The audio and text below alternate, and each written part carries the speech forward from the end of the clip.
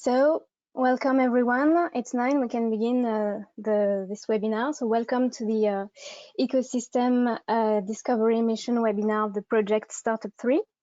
I am Clémence Castel, European Cluster Project Manager at the Secured Communication Solutions Cluster. I'm home, like all of you, I suppose, and I hope. Well, I can also switch my webcam on so that you can see me. Hello, everyone. So, as you may know, this event should have been held in Sophia Antipolis in our premises. And given the circumstances, we had to turn it into a webinar. So we are sorry for every participants who were willing to take part to B2B meetings. But we will for sure arrange B2B introductions later. So feel free to tell us your expectations after the webinar. Well, that being said, we did well to organize this webinar because you are quite a lot. We have now more than doubled the number of participants, and we reached a European audience. So on behalf of SCS Cluster and of the STARTUP3 consortium partners, thank you for your attendance. Thank you, everyone. We really do hope that you are all safe, you and your relatives. And we know that this crisis is hard to deal with certain consequences, but we also know that crisis is a synonym of change and of new opportunities. And all our team at SCS Cluster, we strive to support you in this crisis and to help you seize these new opportunities. So we are not slowing down our support activities, and the STARTUP3 project is still running, and it's more than ever an opportunity. It's an opportunity on the one hand for the startups and scale-ups to have access to a tailor-made acceleration program and get connected with the big players. And it's also an opportunity for these big players to have a better view of the European innovators and to have to potentially find solutions that suits their challenges. And all of this can be realized from home via a complete platform that Jean-Luc from OLAUP is going to present you during this webinar. Don't forget that major big techs like Microsoft and Apple were born in garages. So it could be the same for you. Now, why ecosystem discovery mission? One main goal of the project STARTUP3 is also to connect the DeepTech and digital ecosystem of Europe to prompt cross-border and cross-sectoral innovation opportunities. So that's why in the frame of the project STARTUP3 will be organized 3 ecosystem discovery missions to lift the veil on the 3 clusters of our ecosystem, the 3 digital clusters, ITC cluster in Slovenia, Latvian IT cluster, and the SCS cluster in southern France. So now begin the first ecosystem discovery mission hosted by SCS cluster. So let's have a brief look at the agenda. So first, Stéphanie from SCS cluster, my colleague, Daniel Kopot from ITC cluster, and Aiga INRIA from Latvian IT cluster will present you their respective DeepTech ecosystems. Then Daniel and Daniel Pavlika from Innocence and Jean-Luc Jean-Luc Frétard from OLAP will present you the STARTUP3 project, the Open Call and the acceleration program services. And in a third part, and not the least,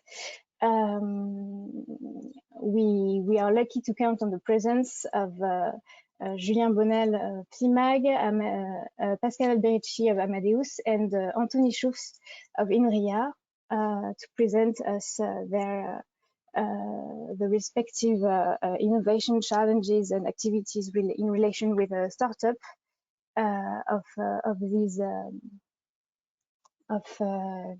big players of innovation.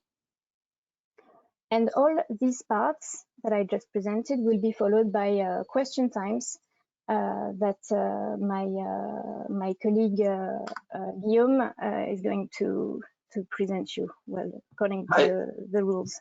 Hi, Guillaume. Hello all. So nice to see you this morning from home as well.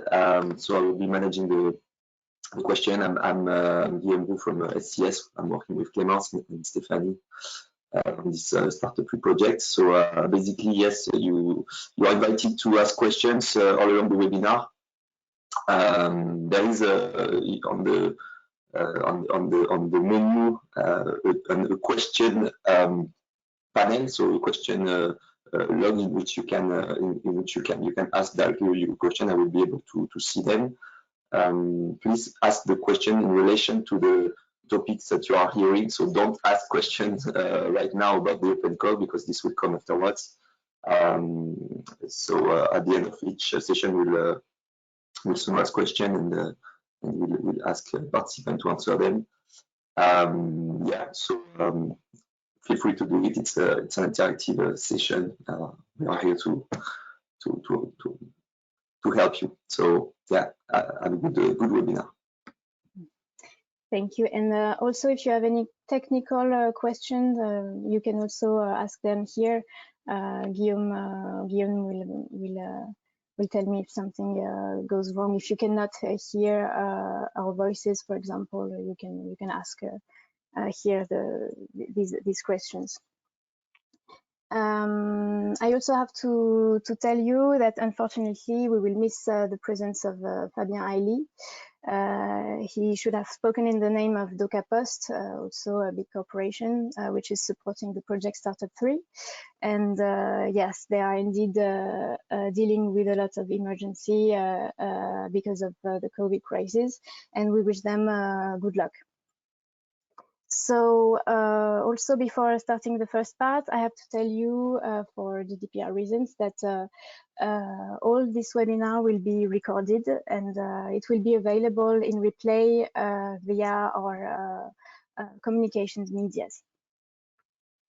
I also kindly ask all the speakers to not to exceed 10-minute speech.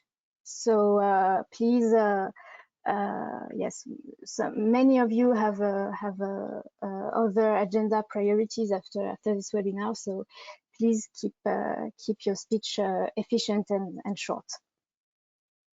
So let's start with the presentations of the STARTUP3 clusters ecosystem, and I share the floor to my colleague Stéphanie for SES cluster.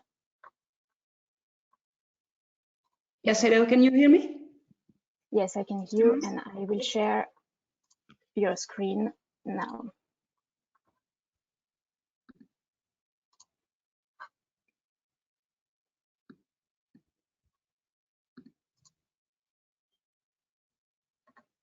Okay, perfect.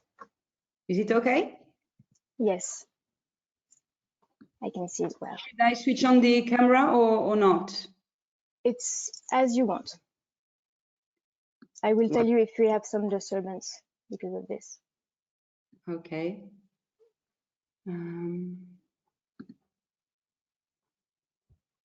Right.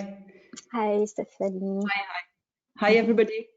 I'm very happy to be with you this morning because due to the circumstances, we have a lot of difficulties to do some events and to respect our schedule.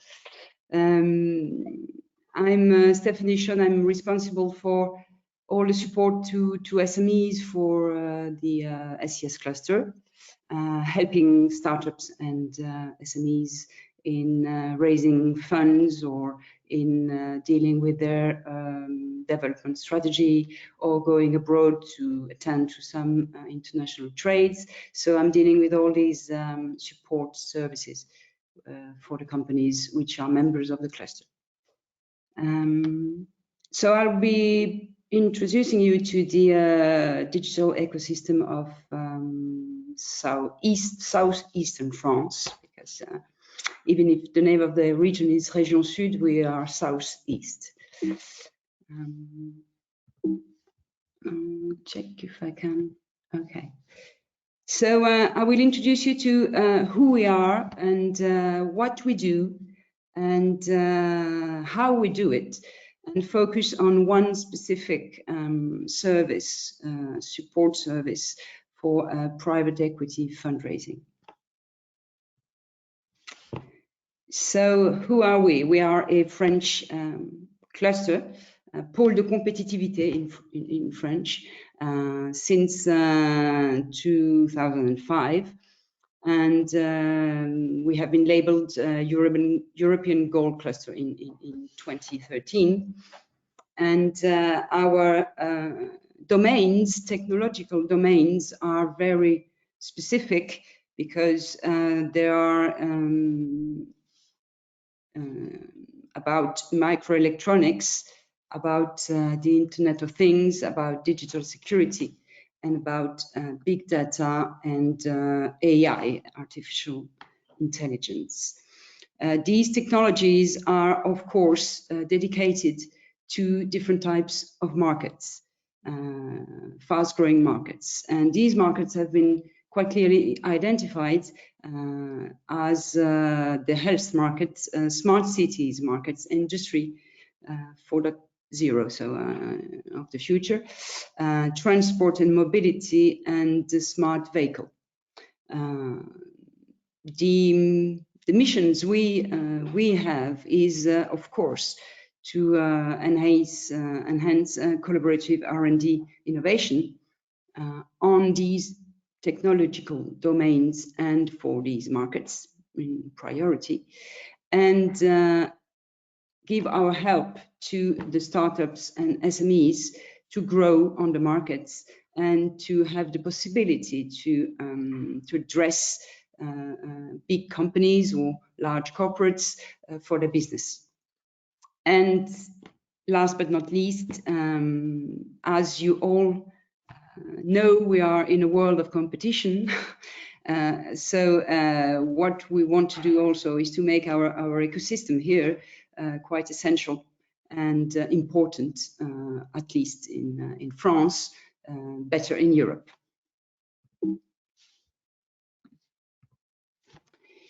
Just SCS, we have about 300 members. Most of them are SMEs and startups. About 70% of these 300 members are SMEs and startups.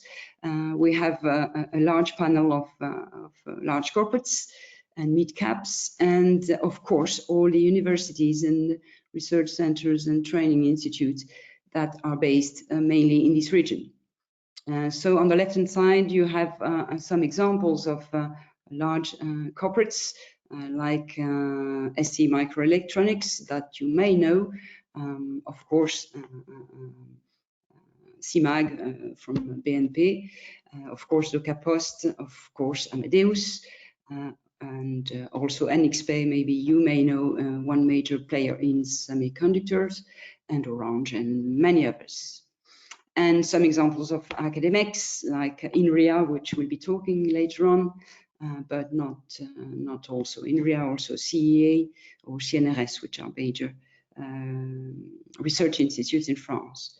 For SCS, it's about, in 15 years, it's about 1 billion euros R&D investments made by all these partners in R&D, and more than 250 million euros fundraising. I would say maybe 300 millions now, because some companies raised money at the beginning of this year.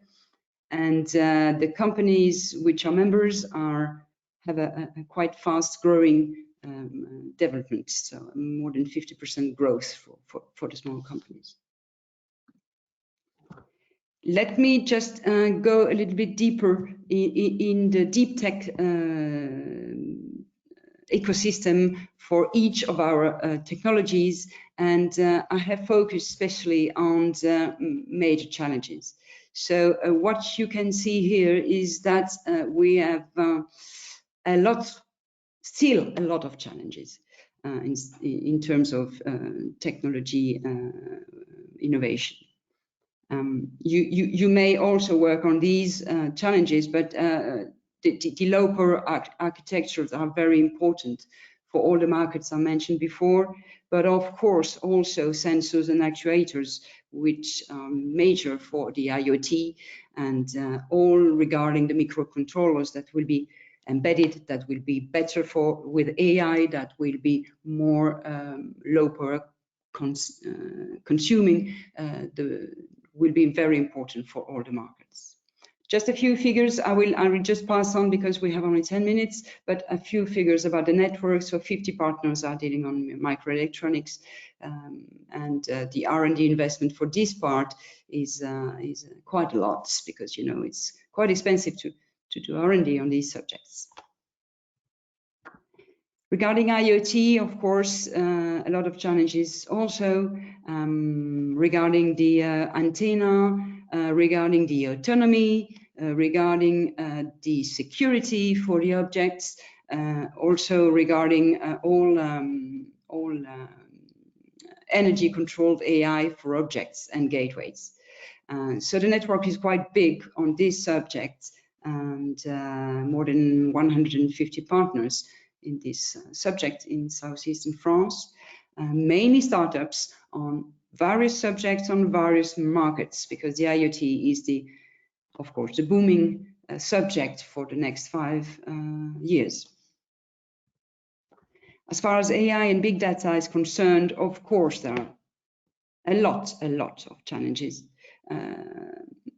The data volume growth will be a big problem. So how could we process easily and store easily, and how to organize the data, etc., how to do real time with the data is all the subject we are treating. A large panel also of members are on this subject, and it's quite a big subject for France, because it's one major government wish to be an AI partner for this subject. On digital security, a lot of stuff also. Everything dealing with security and trust on embedded AI, very important for us. The light cryptography, I will show an R&D project on this subject, and a lot of investments also on security, because if you have no trust if you have no security, you will have no trust in all the objects and all the stuff you will be developing. Just one example of one R&D project to make you understand what we do. So this one is specifically on light protocols and cryptographic algorithm for the Internet of Things, with major partners. So a big company, Airbus Defenses and Space Cybersecurity Department, and which is the leader, and partners like Trusted Objects, which is a startup, Gridbee, which is a startup, and Sophia Kosei, which is an SME. So large project. Sorry to interrupt you, Stephanie. You still have you have 1 minute left. Okay, so I'll go very fast on the services portfolio, and I will straight go ahead to the subject on private equity. So what we do is that we help companies to review the business plan, challenge the business plan, and find out how they could explain very clearly to investors what is interesting in their company and project, and why the investors should invest. Just some examples of companies that have been funded, because we do that since 2010. And just some examples on the right-hand side. So one dealing with software for big data and with big challenges on computing capabilities. The other one, Olea Medical, doing some great stuff on software for medical imaging, some very large deep tech challenges on big data and AI and deep learning. And Nawa, which is a very nice company, so 27 million euros fundraising in 3 rounds. All the challenges on energy harvesting, autonomous energy consumption, which are major subject for the vehicle, for the autonomous vehicle and autonomous transports. So I did very fast. For entrepreneurs, of course, it's very important to be supported to find how to get introduced to investors, and that's exactly what we do. Sorry, I did take too much time, but is it okay, Clémence? Yes, no worries. Thank you, Stephanie. And I quickly share the floor now to Daniel Copote for the presentation of ITC cluster. Hello, Daniel. Hello. Hopefully everything works fine. Yes. Are you able to hear me? I can see your screen, but it's not the right part of the presentation. Like we can see your notes. Where can I? Excuse me. What do you see? And now we can see your PowerPoint, but when you are in projection or in display mode, we cannot see the right screen. Oh, wait a second. I will turn down my camera. Daniel, you can change the screen from screen 1 to screen 2 in the little window, the WebEx or the GoToWebinar window. Wait a second.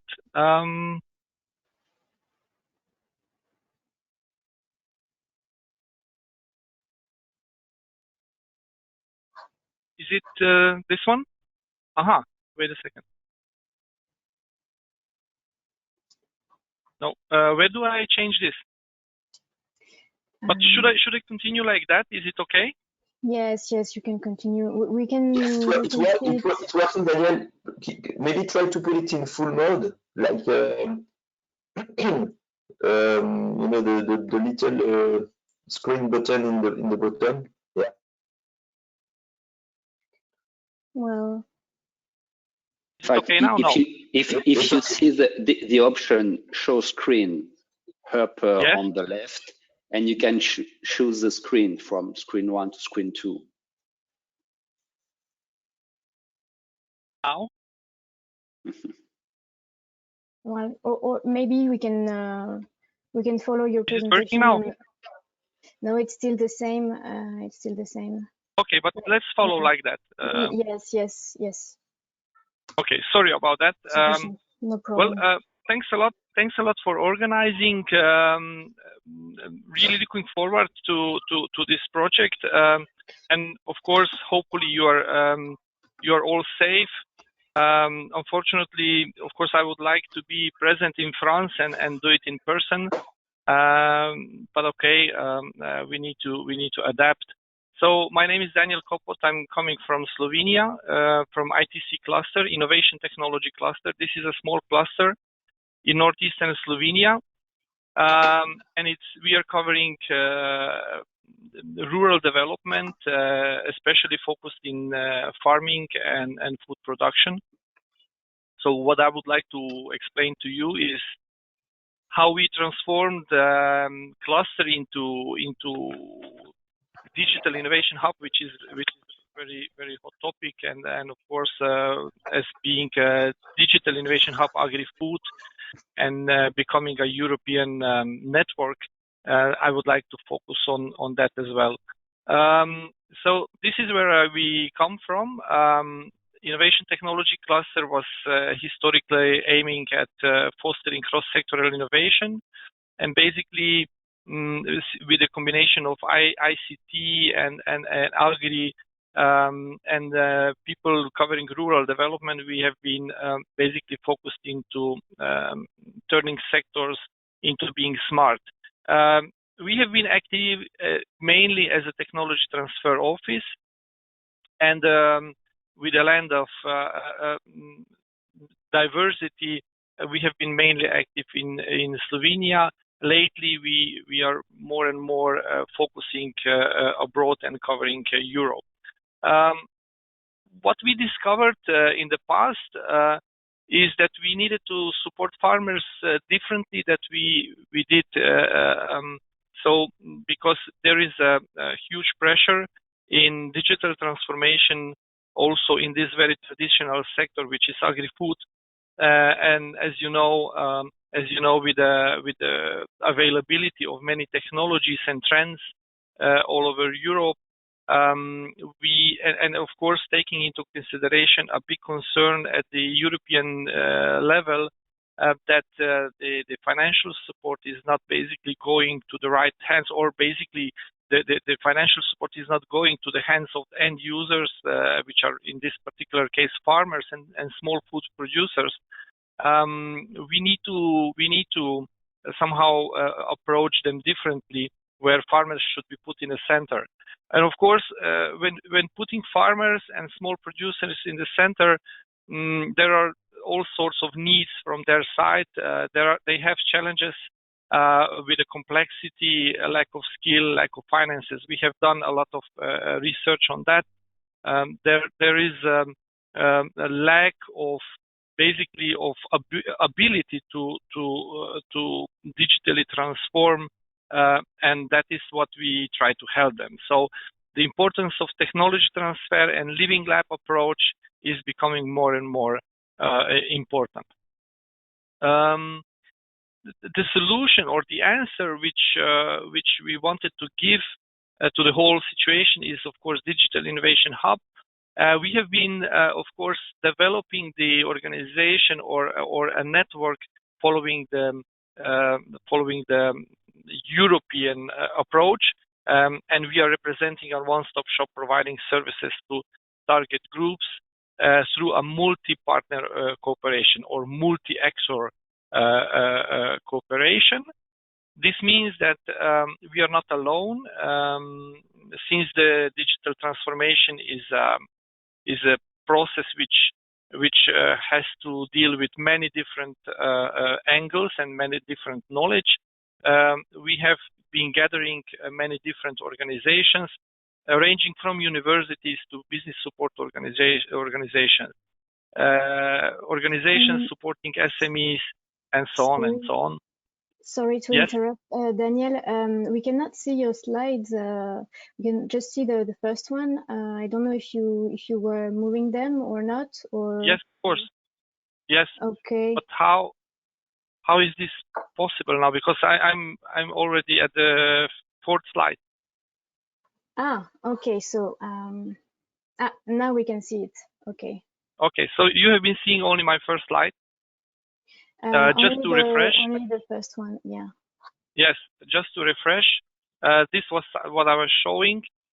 This is why when I was explaining why we need to support farmers differently, and this is where I was currently positioned. So I'm sorry about that. Obviously, I was pausing my screen. So.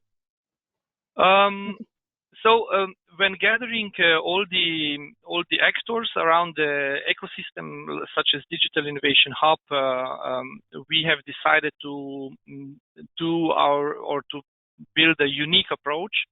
As I said, it's a multi-actor approach, and we are non-formal. So the Digital Innovation Hub is non-formal structure where there is no paid membership or anything like that. Since we decided not to have a complex organization with administration and bureaucracy, which in the past we have had some bad experience with that. Because when you gather all these different kinds of organizations, of course, that can be challenging. So we rather decided to build a network where, of course, every participant is able to take the asset, and of course, it is expected to also contribute to this common asset. So we have taken the keep it simple and smart approach, and of course, we have built a service portfolio on top of the Digital Innovation Hub. And of course, the service portfolio is anchored to those partnering organizations. So basically, when organizations are supporting Digital Innovation Hub, they support different elements, some elements more, some elements less. It depends on the type of organization which is supporting it. So we cover awareness creation, innovation scouting and technology transfer, cooperation with other digital innovation hubs through Europe and wider.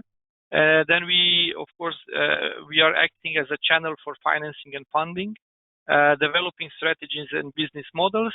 Then we do mentoring and training, and we establish a living lab. Or living lab cases, which are basically technologies implemented in the real field, and they are demonstrated there. So this is in short about services. I would like to show two examples of let's say the projects which are very synonym for what we do.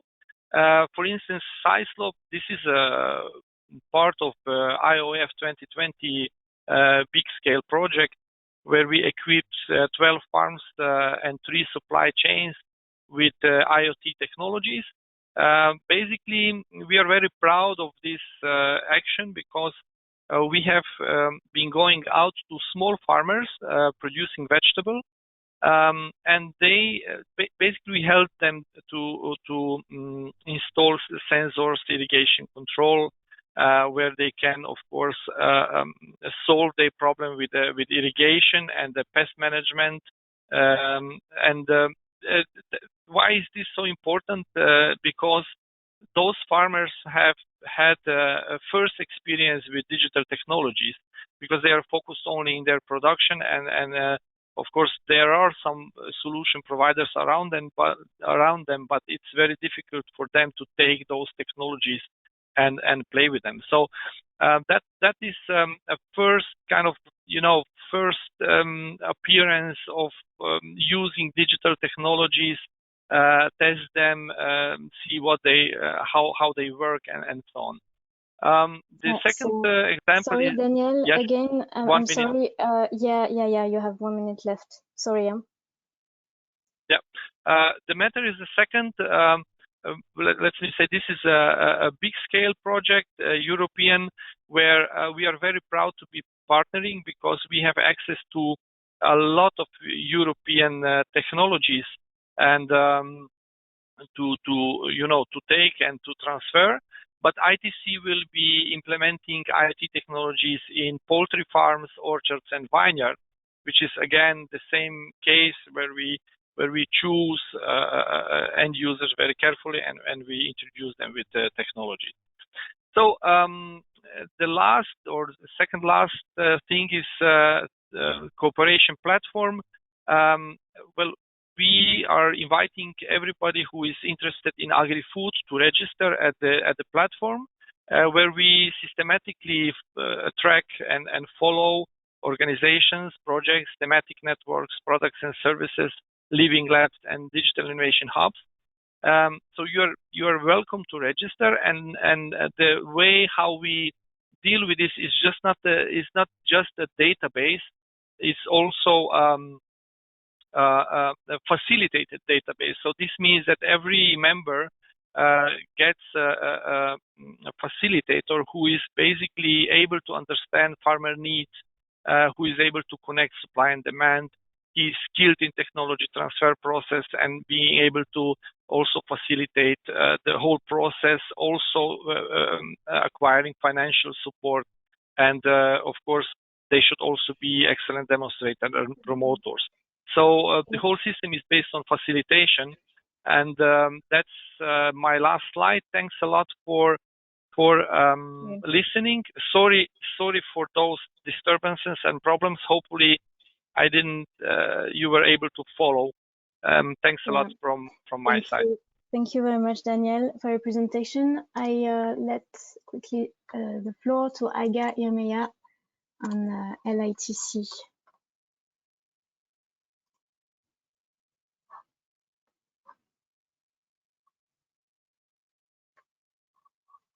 So hello, good morning. So can you hear me? Hello. And can you see me? We can hear you and see you. Great. Hello, Aiga. Okay, hello. So and my screen is shared already. Yes. Okay, I will. So can you see the full slide? Yes, perfectly. Everything was fine. Okay, perfectly. Okay, hello, good morning and greetings from Northern Europe, from Latvia, from Riga. We are experiencing the same what everyone else in Europe and in the world, and even if we are kind of proud of having one of the best internet speed in the world and in Europe, so sometimes during this situation there is some disturbance as well, since everyone is working from home. Children are studying from home, so there is a big challenge also for our internet infrastructure. So my name is Aiga Irmeja, and I'm Executive Director of Latvian IT Cluster. And I will try to give some brief overview who we are, what we are doing, and also quite challenging during 10 minutes time give some glimpse, an overview, how does startup ecosystem looks like here in Latvia. And since Latvia is quite a small country, a little bit even less than 2 million. So I will give some figures about the whole Baltics, Latvia, Estonia, Lithuania, so that it's already some more comparable region to southern France. So a couple of words about IT cluster. So we are quite a classic cluster type organization. And basically, we are working in two main directions. The first is we are working for IT industry needs. So making IT industry and IT solutions created here in Latvia more recognizable and facilitate internationalization of our IT community. But the second direction is again being digital innovation hub and working for cross-industry collaboration, creating awareness of digitalization. And we as an IT cluster, we are also one of the main stakeholders in Latvian advanced digital strategy and representing IT industry and again facilitating innovations, research and development and collaboration between researchers or knowledge creation and these knowledge consumers, other industries and IT companies as the ones who are delivering digitalization. About cluster ecosystem, so we as Latvian IT cluster, we are one of the most mature clusters, not only in Latvia, but also in Baltics. We have Latvian cluster network, where we are closely collaborating formally and informally with other industry clusters in Latvia. And basically, this is a very good base how to promote cross-industry collaboration. We have also a national cluster support program that supports basic administration, networking, and facilitates innovation and co-creation. Some words about Latvian ICT industry. What we are most proud of is the first ICT industry annual export growth is varies from 20 to 25% every year, so it's annually growth.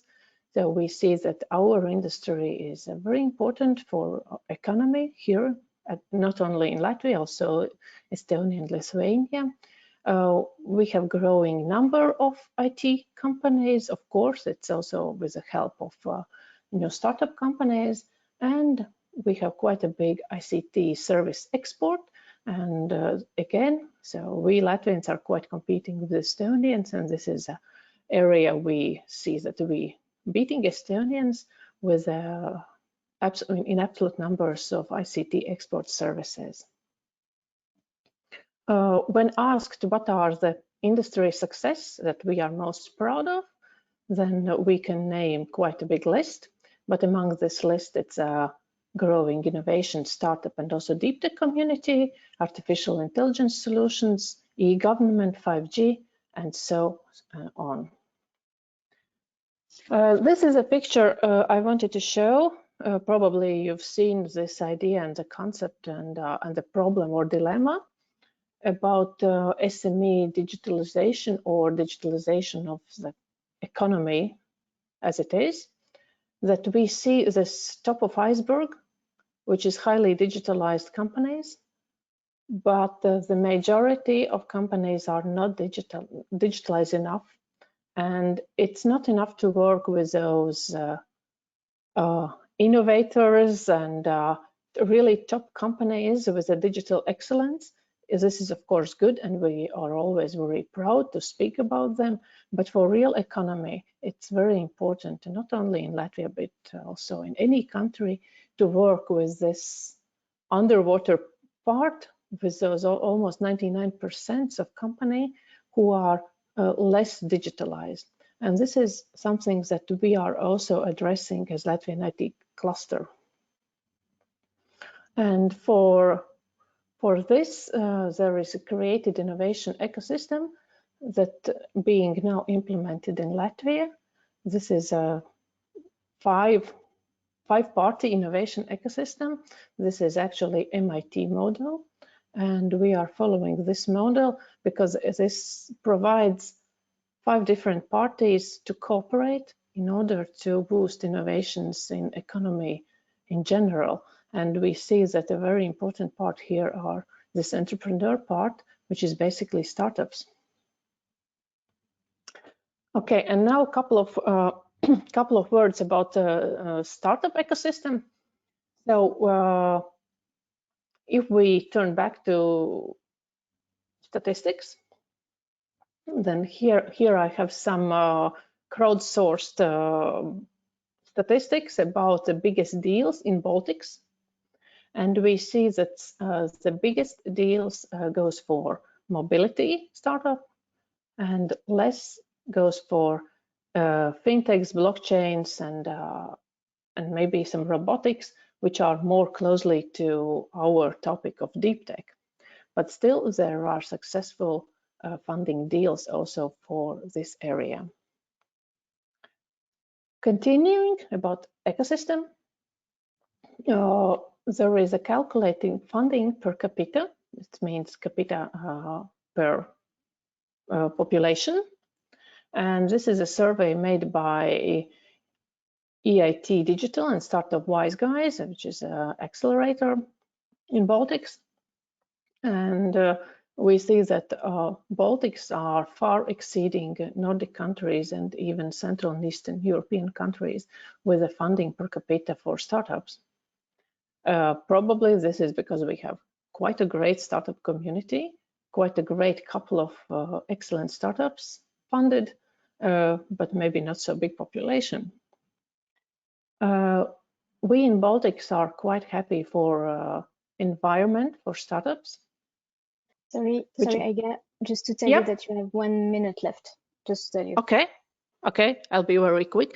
So the same startup visas, probably I know that there are the same in France, but in Baltics there's no prior investment need and also no financial buffer required in bank account. It's a cheaper living, and of course very strong corporate startup collaboration, which is basically our as Latvian IT cluster and also cluster organization responsibility.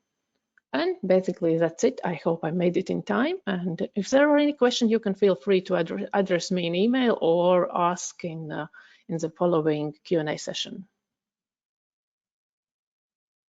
Thank you, Aiga. Thank you to our consortium partners for having shared us their respective activities. Clémence, I have one question from Charlotte to Stephanie for SCS.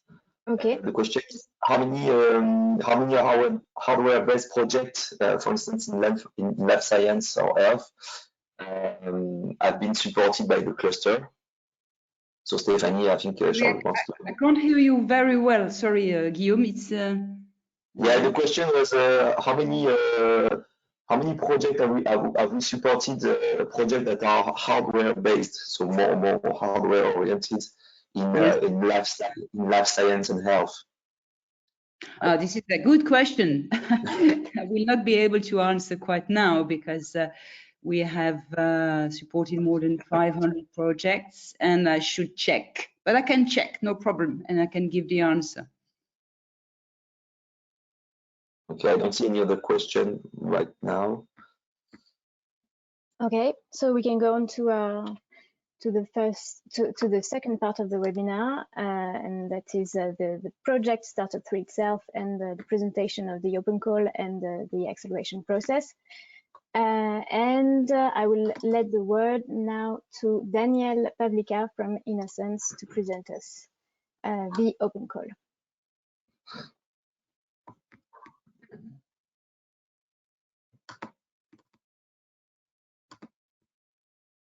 Hello, everyone. Can you hear me? Yes, Daniel. Hello. We can hear you. Just a moment until we start the presentation. So we can see your slides. Perfect. So good morning, everyone. My name is Daniel Pavlika, and on behalf of company Innocence and the STARTUP3 project, I would like to thank you for your interest in the business and growth program that STARTUP3 offers, and as well as to welcome you to this webinar again. Briefly about the company, Innocence is based in Novi Sad, Serbia, and as a company, we aim to bridge the gap between the ICT and various sectors relevant for the European economy. In addition, we have ample experience in Horizon 2020 projects. We're being quite successful in the accomplishment of acceleration programs such as STARTUP3 is. So without further ado, I would like to start and kick off with this presentation with the main question most of you here have: what is basically STARTUP3? The project's vision is to build a smart spaces ecosystem that fosters deep tech startups and SMEs to scale and capture new opportunities for funding and for business expansion as well. As its first step, STARTUP3 scouts for top founding teams to identify breakthrough innovations from deep tech verticals. Then STARTUP3 will help you, innovators, to fine-tune your technologies, business models, and align your value proposition to the actual market demand. And finally, the project will bring together top deep tech startups and SMEs and the most prominent corporate investors together to aim of catalyzing productive interaction. What is really important, STARTUP3 will support you all the way from product market fit to a healthy, sustainable business offering, and also tailored business and tailored technical support, as well as access to capital and market through a novel business and growth program. Jean-Luc will later explain you in detail how the program works. As such, the project will directly support high potential deep tech innovators to achieve market success on a pan-European and international level. Then what we have and what we are enriching is the STARTUP3 ecosystem. Briefly, the ecosystem is quite strong and diverse. It's consisted of innovators that are startups and SMEs, as well as of corporates and investors that make an important part of it. We will later come to this. In addition, as you could hear, we gather clusters and collaborate with other accelerators and immerse digital innovation hubs that offer valuable services to our selected participants. Of course, there are as well public bodies and authorities that recognize the project for its capability to help them understand, value the challenges and requirements of deep tech ecosystem within Europe. So what does STARTUP3 bring? Basically, it serves you the opportunity to bring your idea to market, as well as to position it. In that one sentence, you kind of have everything. So to bring your idea to market and to position it. And in this regard, STARTUP3 is unique because it helps you, startups and SMEs from smaller, less mature ecosystems to co-create strategic growth opportunities across more mature markets, and as well because it builds bridges between deep tech innovators and top-tier corporates, venture capitals, and private equity firms for industry guidance and support funding. And it offers unique technology support, community, and go-to-market benefits to help you grow. So in summary, as an innovator, STARTUP3 gives you an opportunity to bring your idea into industry, to be guided by experts from your selected industry, to attend various business seminars, to network with corporate representatives, to develop better your business plan, and last but definitely not least, to get access to targeted investors, and all that for free if you successfully join the program. And good news for you, we have the open call already launched on February 20th, and it will last until April 20th, so you still have quite some time to shape your applications. Later on I will tell you how to apply just in a moment. Also, what is really good is that as an innovator, you are already absolutely compatible to join the program. So here in front of you is a simple acceleration timeline that Jean-Luc will later on cover in a better manner. I will just briefly go through it. So basically, the application process, as mentioned, lasts for 2 months, ends in April. Then for 1 month, there will be a peer-to-peer evaluation. I'm not sure if you are familiar with it, but it's a novel approach to have participants selected. So we decided not to have jury members or evaluators that might be biased, but to introduce a really complex algorithm that will match startups to evaluate each other.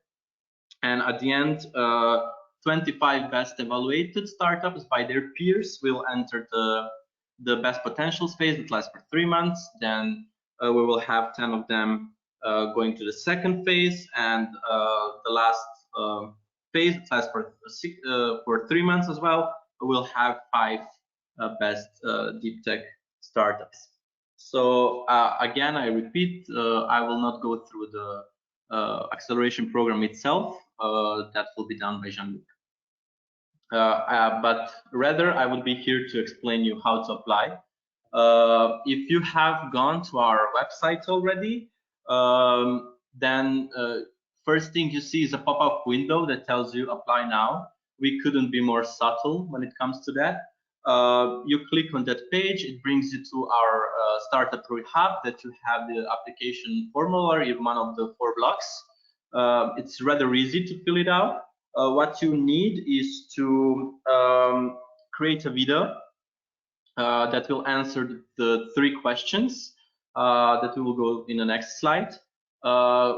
and that video needs to be up to 2 minutes maximum, and then you upload it to YouTube. It's really important for you to know that we only accept applications that are submitted via the YouTube platform, and then just introduce it into the application form. That is rather simple. We ask for your name, surname, email, your sector, VAT if you have, just to check that you're a startup or not. You can also apply not being a startup, but in case that you are selected with your idea, with your experience, then you will have to start a startup.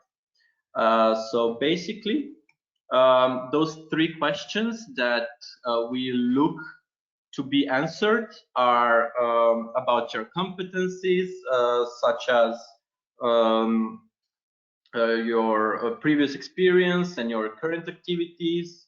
Then the other question is your understanding of the dynamics across verticals and market, for us to see how well you are prepared and how well do you actually know the market itself, and also to answer your vision. What is your vision for new products, services, if you have some idea already set, and some business model to be developed. So basically, it's really a simple application, and if you're having a startup already, it just means that you need to present who you are, what does your startup do, and what you plan to do with your innovative ideas.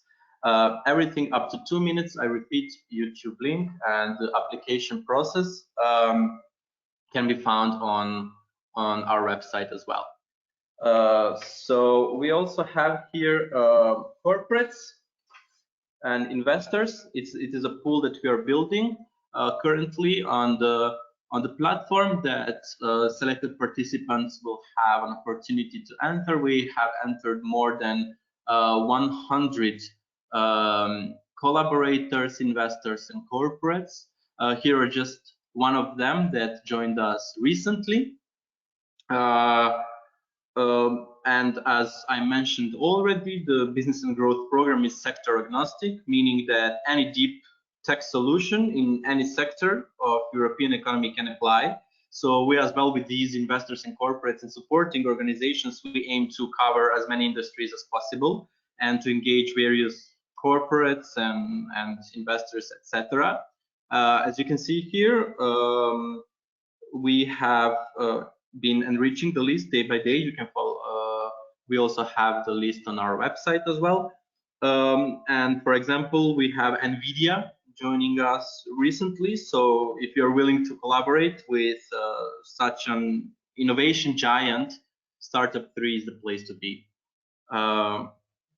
And of course, we have several events that we aim to organize, but due to the COVID-19 situation, as you can already experience, we have to postpone and to move this ecosystem discovery mission on webinar, but we will as well organize hackathons, innovation challenges. Sorry, Daniel, to interrupt. We are running out of time. Yeah. Okay. So. Yes, I am done basically, and also yeah, I just said that we have offering a very nice set of services for you. That everything is for free. And we also invite you to follow our social media channels for all the announcements and news, and Startup3 website as well. And if you have any questions, we will be here after the presentation as well, and you can email us at any time. And thank you for your attention. Perfect, Daniel. Thank you very much for this clear presentation. I let the word to Jean-Luc, and to all the participants, if you have any question about the open call, feel free to ask them now via the questions module.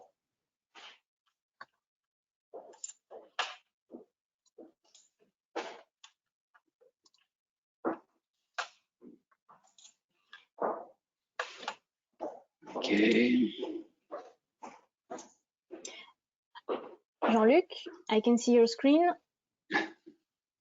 Yes. And we can hear you well. Okay, great. So just a few minutes to arrange my screen. switch on the camera. Hi. Okay. Hello, everyone, dear startups, dear colleagues. Happy to be here. Thank you for Paul SCS to host this webinar, and thank you to you attendees to be with us this morning. My name is Jean-Luc Fauteuil. I'm the CEO of the Startup Studio Lab, and I'm gonna introduce you briefly the program and to go deeper and on what Daniel just explained to us. So let's go. So what are we talking about? We are talking about a 3-12 months mentoring and acceleration program. When entering this program, it is dedicated to incorporated companies.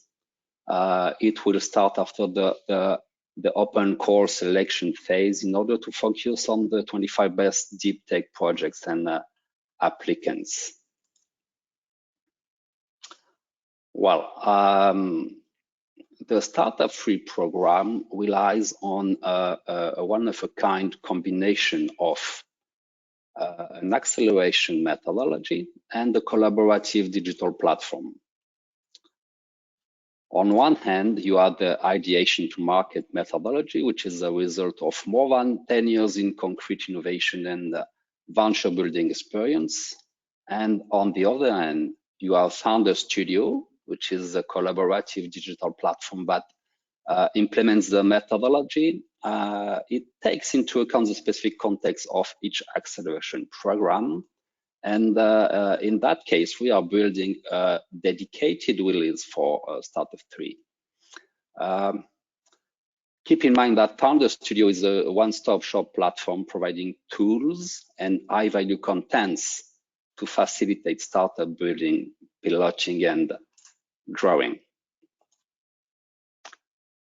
So let's make a pause on that slide and let's share some key figures. So we are the 3 phases that Daniel just asked and presented just before. The uptake phase is for the best 25 awarded startups, upgrade for the 10 awarded startups, and then upscale for the 5 awarded startups. All the program is organized on 5 domains that you can have on the left side of the slide. Innovation domain deal with all which is around disruption, differentiation, IP, and so on. Solution domain deal with problem solving, MVP, and all product purpose. The builders domain deal with competition radar, marketing plan, sales, fundraising, and organization, of course, deals with tools, team, hiring plan, talents, partners, etc.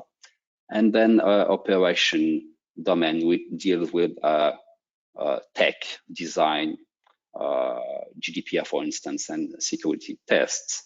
During the program, we will have 25 plus modules of different kinds. We have what we call training seminars, which is basically self-courses on several topics for each domain with particular checklists. We will see just after. We have workshop sessions, physical or maybe mainly digital workshop sessions, facing one startup to mentors college.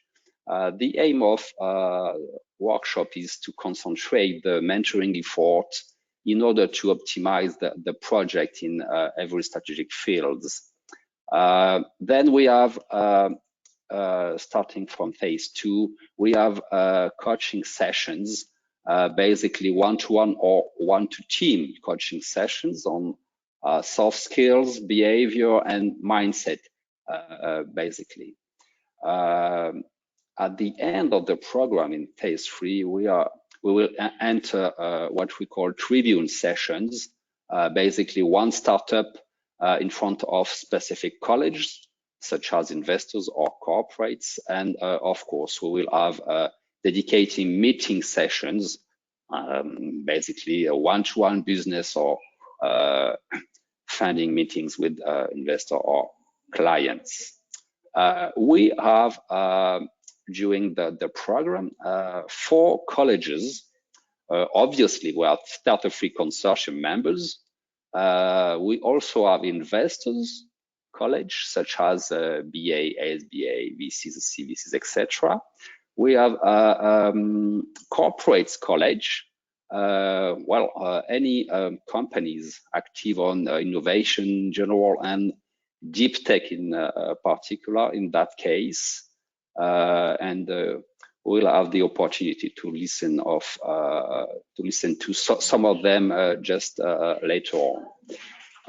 Then we have a last college, which is external accredited partners, such as expert accelerators, research centers, clusters, and so on.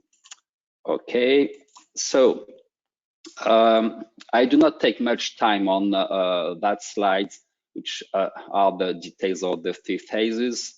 You have all details on STARTUP3.eu, so let's go there and see what we are speaking about. Just keep in mind that the first phase is the objective is to forward, evaluate the best potential, focusing on key aspects of the solution and positioning onto the market. We mainly deal with adjusting the startup with a growth strategy. In phase 2,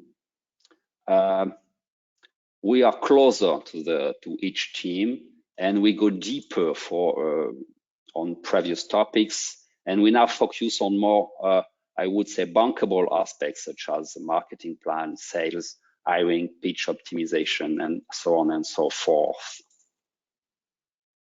Then for the last phase, of course, we will enter in a business mode to achieve the funding, partnership, and sales objectives. Okay.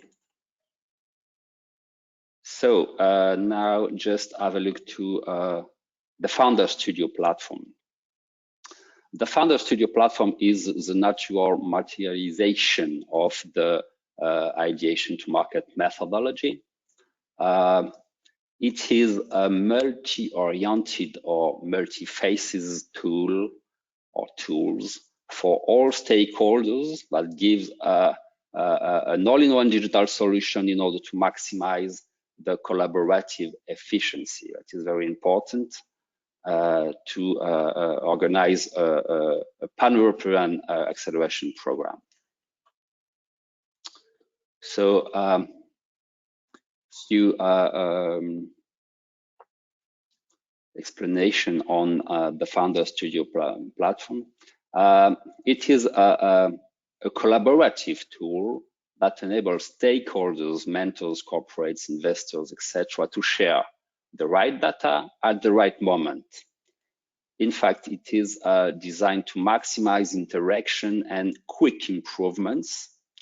And the tool gives a real-time appreciation of the strengths and weaknesses on each domain, and the keys to improve it step by step.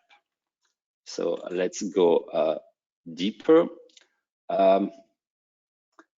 Keep in mind that it is an all-in-one solution with a private dashboard for the startupper in order to have an instant view on the maturity, accomplishment, interaction, and action to plan, not only from his eyes, but from the investors, corporate clients' point of view.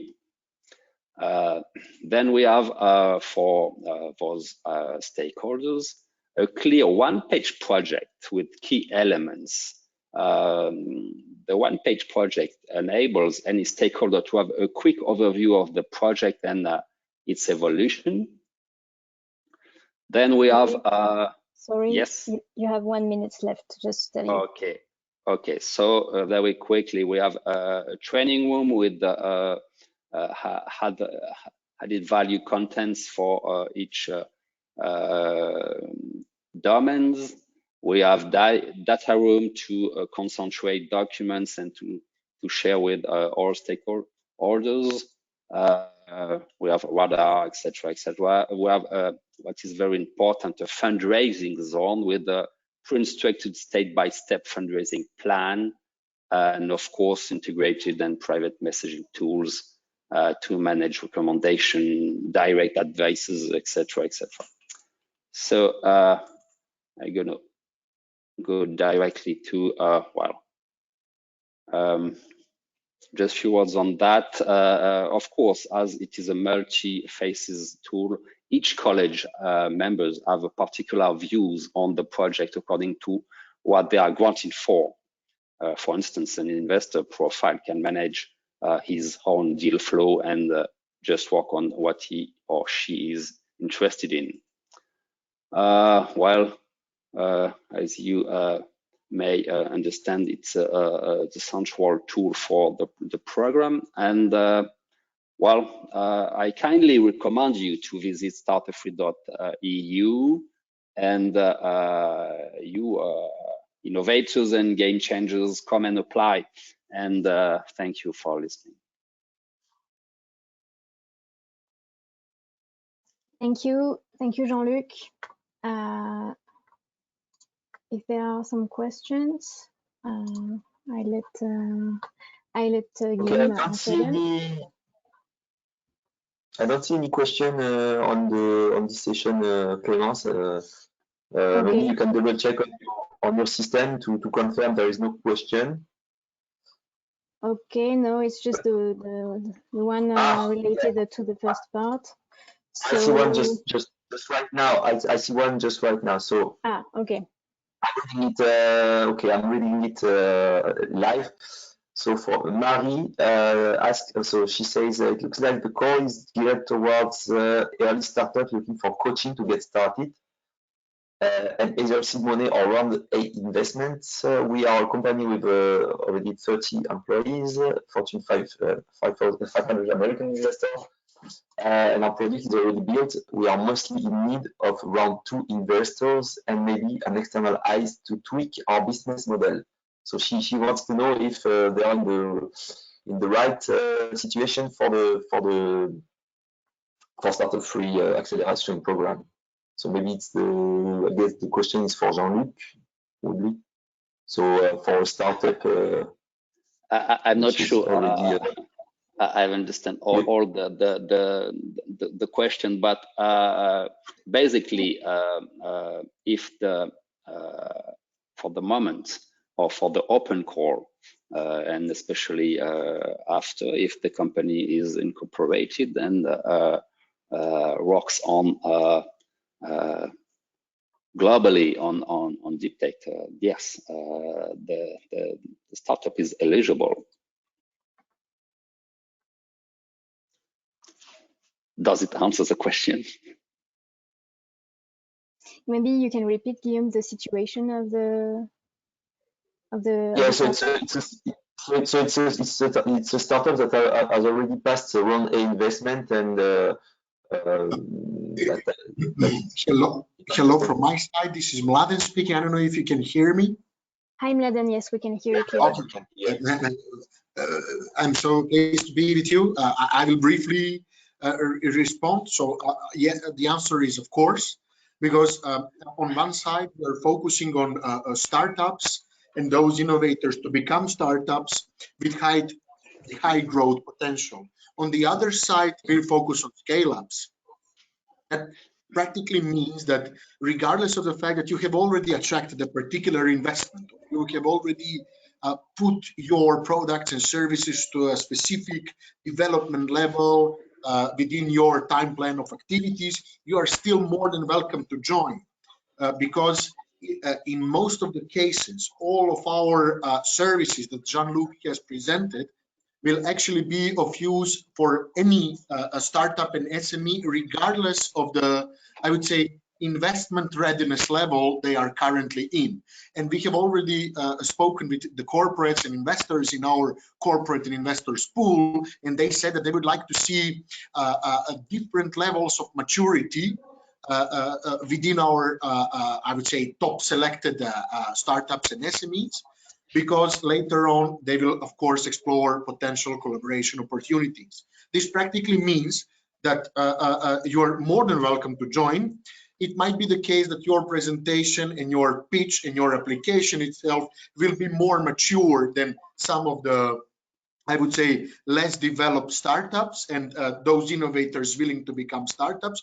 But still, since we are introducing peer-to-peer evaluation model, we allow community to select the top of the class players to enter the upcoming rounds. So in a nutshell, I would say, yes, you're more than welcome to apply.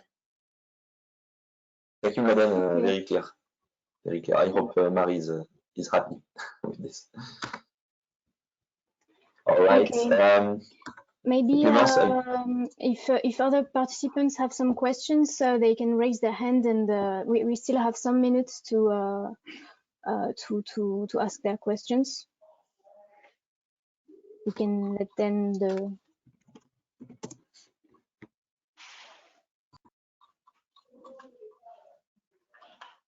So before a question, maybe just additional sentence. So Daniel has presented the 3 main criteria that you have to present within your 2-minute video. That means that you will be evaluating different pairs of other applications with some specific rules. You will never evaluate startups and SMEs applying that are coming from your country, etc., etc.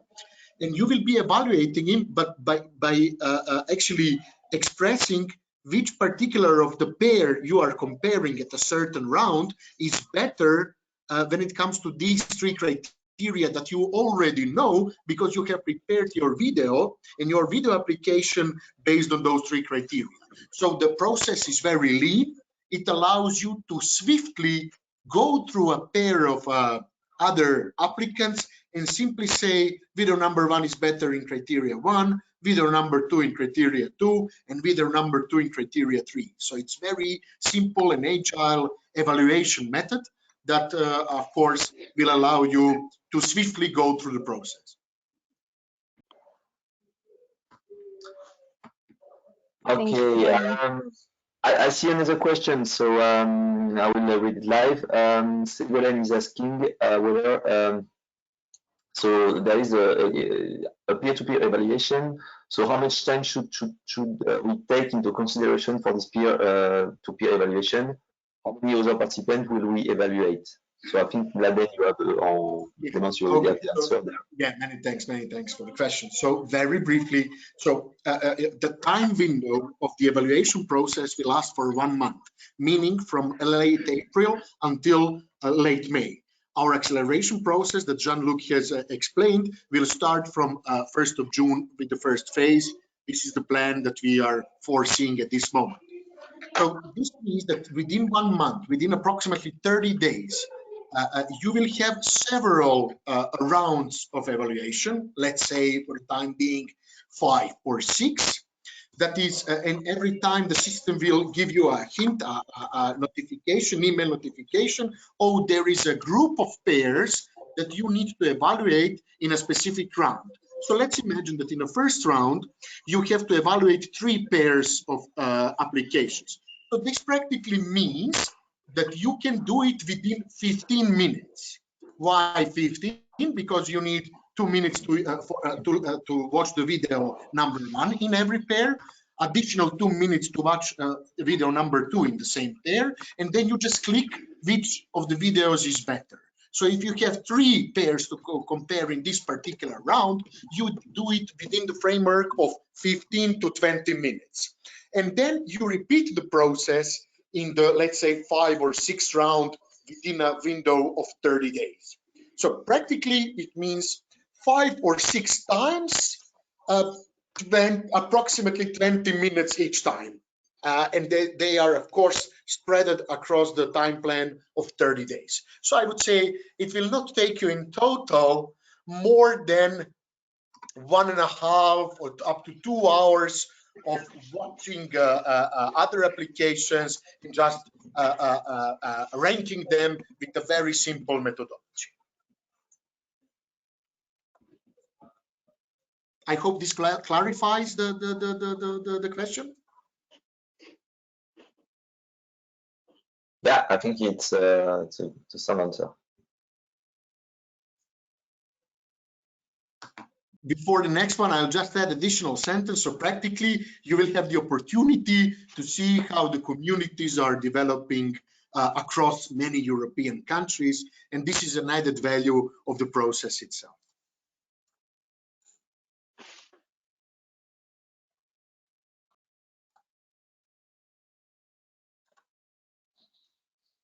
Okay, thank you, Mladen, for these answers. And Guillaume, is there some questions left, or do we move on to? I don't see the question right now, so it's up to you if you want to keep 1 additional minute for the questions. And well, if we don't have, maybe we can go on to the. Sorry. Didier is asking. Please send the presentation with criteria for the 2-minute video. Are we sending the presentation to the participants afterwards, or should we? I think it's easier to show the access to the call, the context maybe.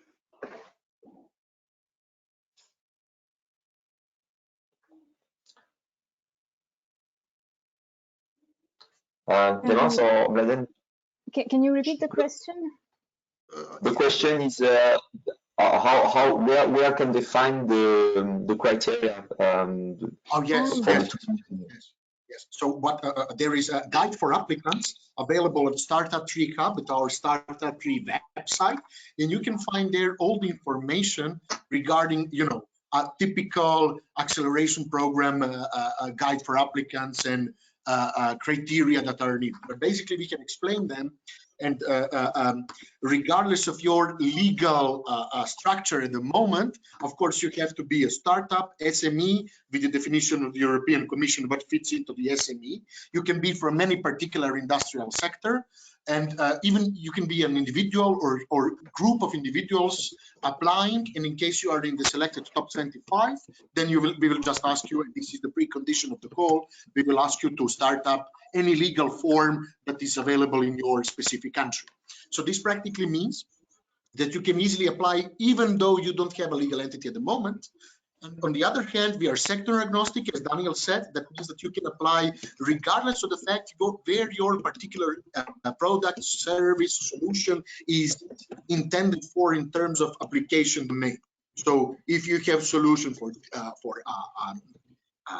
nano industry, you can apply. If you have solution for whatever industrial sector, you can apply. What we kindly ask from all the participants is that they showcase the DeepTech concept of their solutions. It means that their products and services require a specific amount of research, specific, research-fueled ventures and activities, and this is practically the main precondition for the call.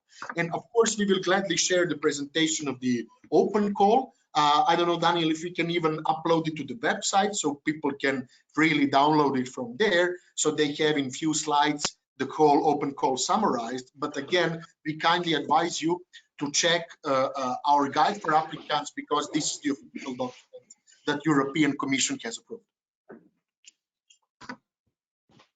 Okay, Charlotte wanted to have the 3 criteria for the selection process described and summarized again. So if you could just. I can also take this one. So very briefly, so you have 2 minutes. In those 2 minutes, you can divide in 3 sections depending on your own feeling. So this means that, for example, for 1 minute, you can speak about you, your team, your previous experience, and your current activities. So it's up to you to divide time as you see fit.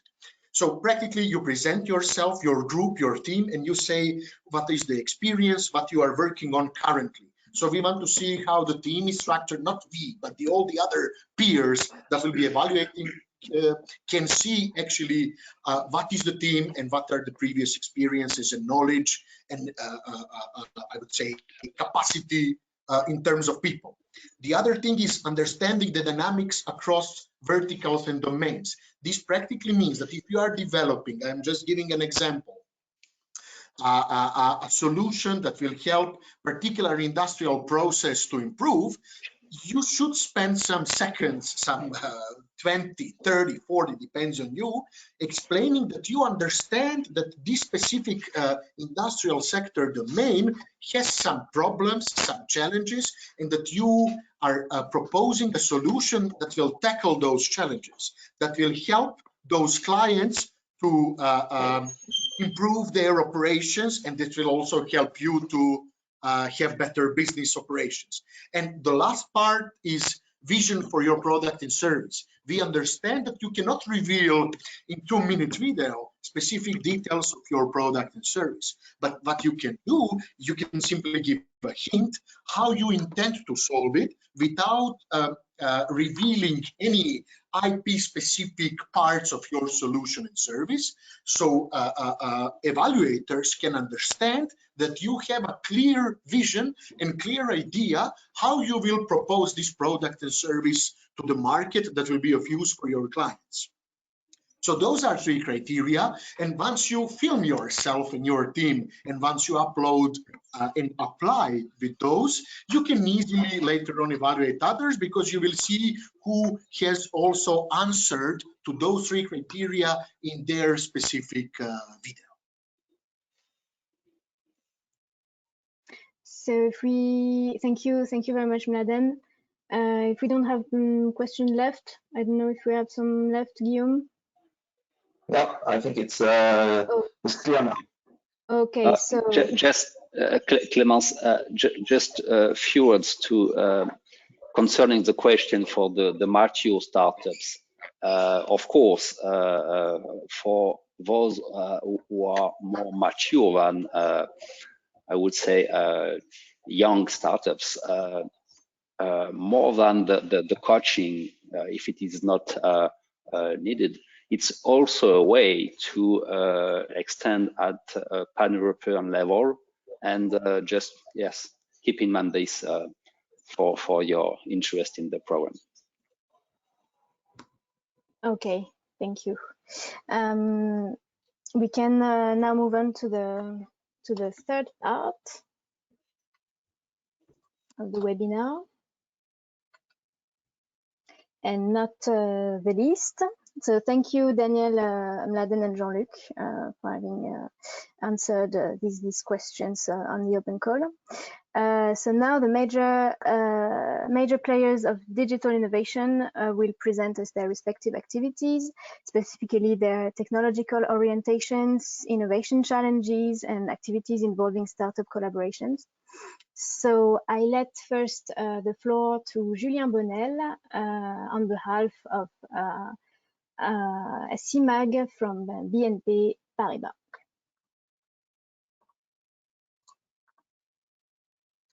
And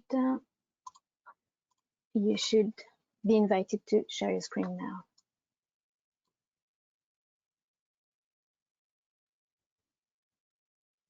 Julien, your microphone is cut. Hello. Hello, Julien. Good morning, all. I'm Julien Bonnel, Innovation Manager at Symag, an active company in the ecosystem of the Pole SES cluster. I stop my webcam for better audio quality.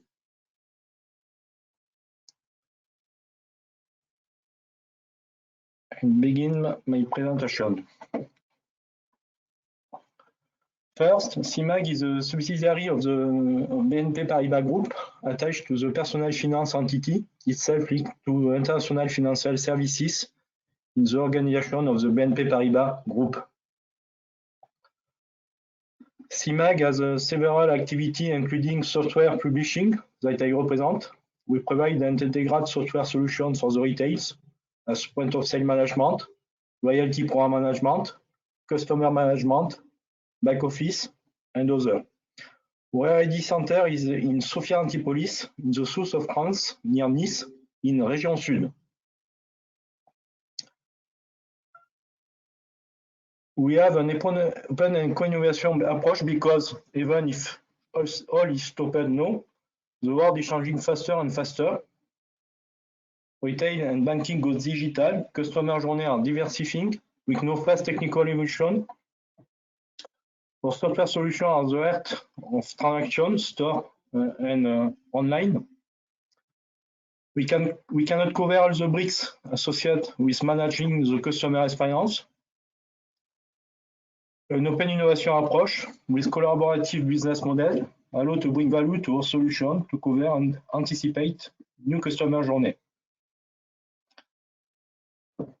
Because retail has evolved a lot and continue to evolve, driven by technical evolution, server, cloud, computing power, and other. Business model of our customers are evolving with digital channel. Our customer journey are evolving, omnichannel, in mobility, store to web, and web to store. There are more and more sources of information as web, social media, and others. The world is global, with players like Amazon, Alibaba, and others. We are faced with new regulation, like the GDPR for the protection of personal data that everyone knows. We are facing security issues with more and more contact points with customers. So those last two issues make us study deep tech technology like blockchain. We have an open and co-innovation approach for any solution enriching the customer journey in store. We have an open and co-innovation approach for any solution bringing value to all stages and all channels of customer journey. Artificial intelligence, social network, and others. We also have an active approach on deep tech technology, like blockchain, that we have studied for our needs. We have identified obstacles that complicate blockchain choice and project. There are many implementations on blockchain coexist. The technology are new, they evolve quickly. We are working on Block C, a multi and cross-blockchain solution facilitating blockchain project. A solution, open solution with API, a documented solution with documentation in line. We are involved in collaborative projects involving Block C and blockchain for the automotive market, for human resource, to facilitate the job and training market with other deep tech technology.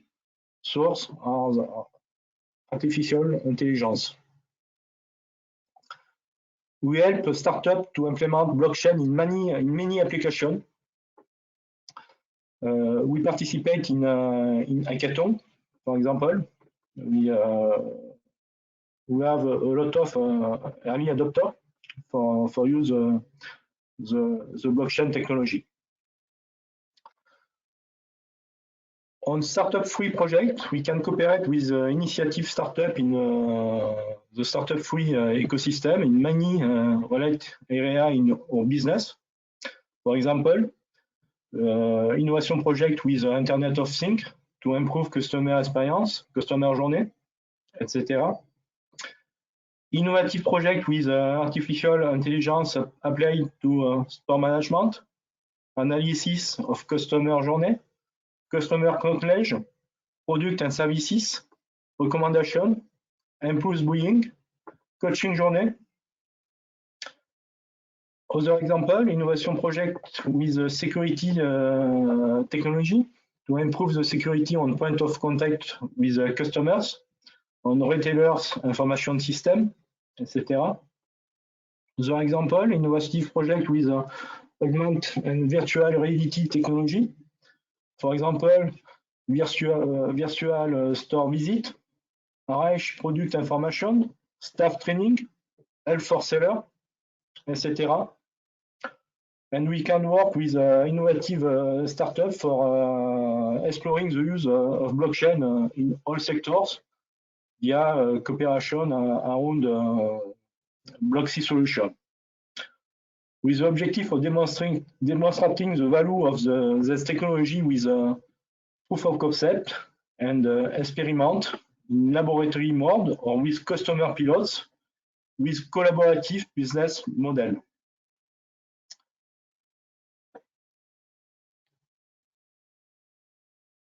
I finished my presentation. I can respond to questions after all the speech of company, innovative company. Okay, great. So thank you, Julien. You were perfectly on time. It was short. Thank you very much. If Pascal is already ready, we can move on to Amadeus presentation. Hello, everyone. Can you hear me well? Yes, very well. So I share you the floor, Pascal.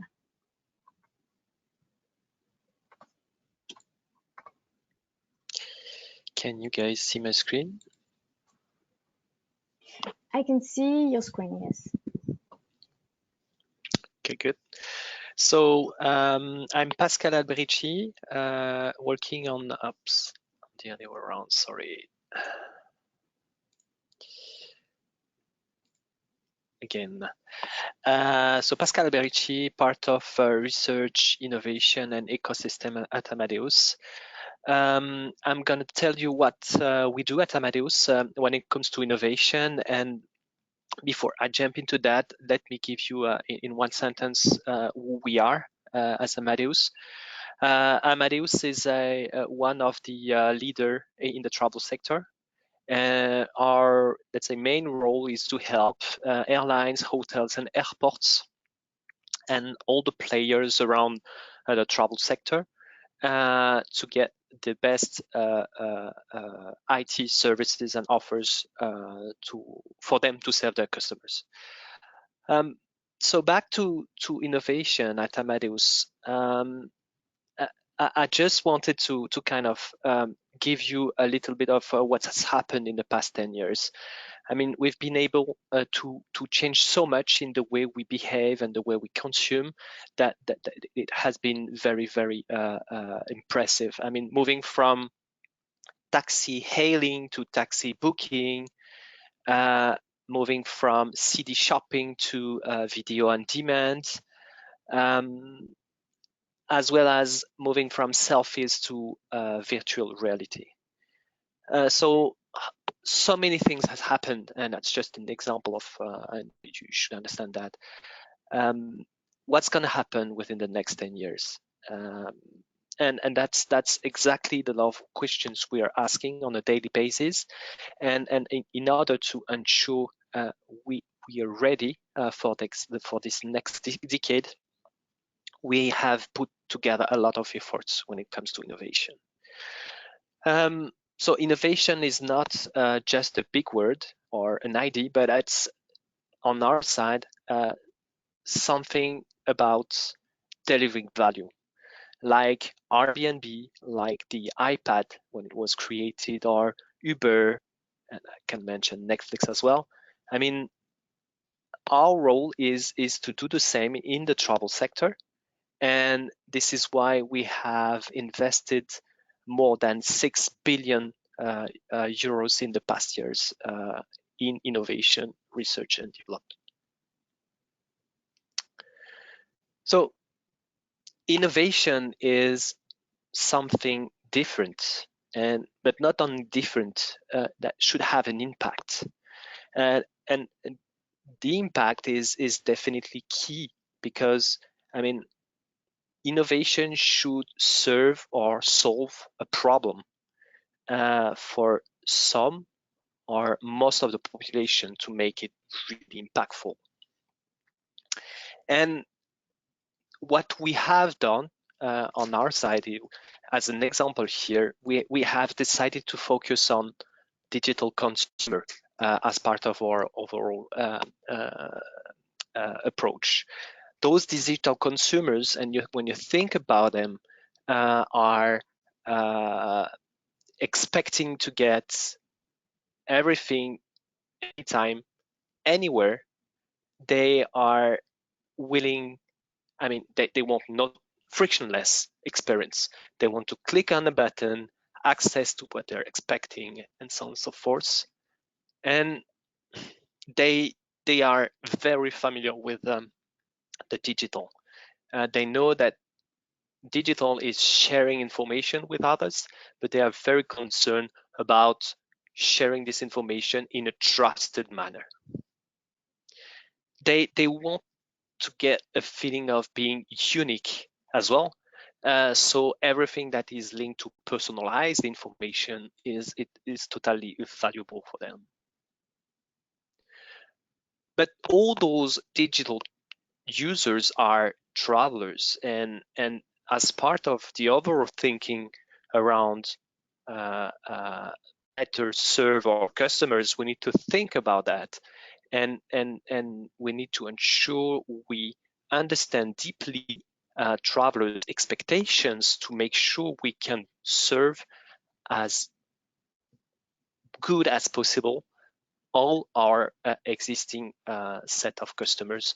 I was mentioning before airlines, airports, hoteliers, and so on. So we have more and more put a lot of effort in better understanding travelers' expectations, travelers' behaviors, and travelers' problems that we would like to crack in order to be impactful in the way we deliver services to our customers. And this is exactly the motto here you can see from our SVP, which is very much putting the spot on the traveler centricity. So how can we make this happen?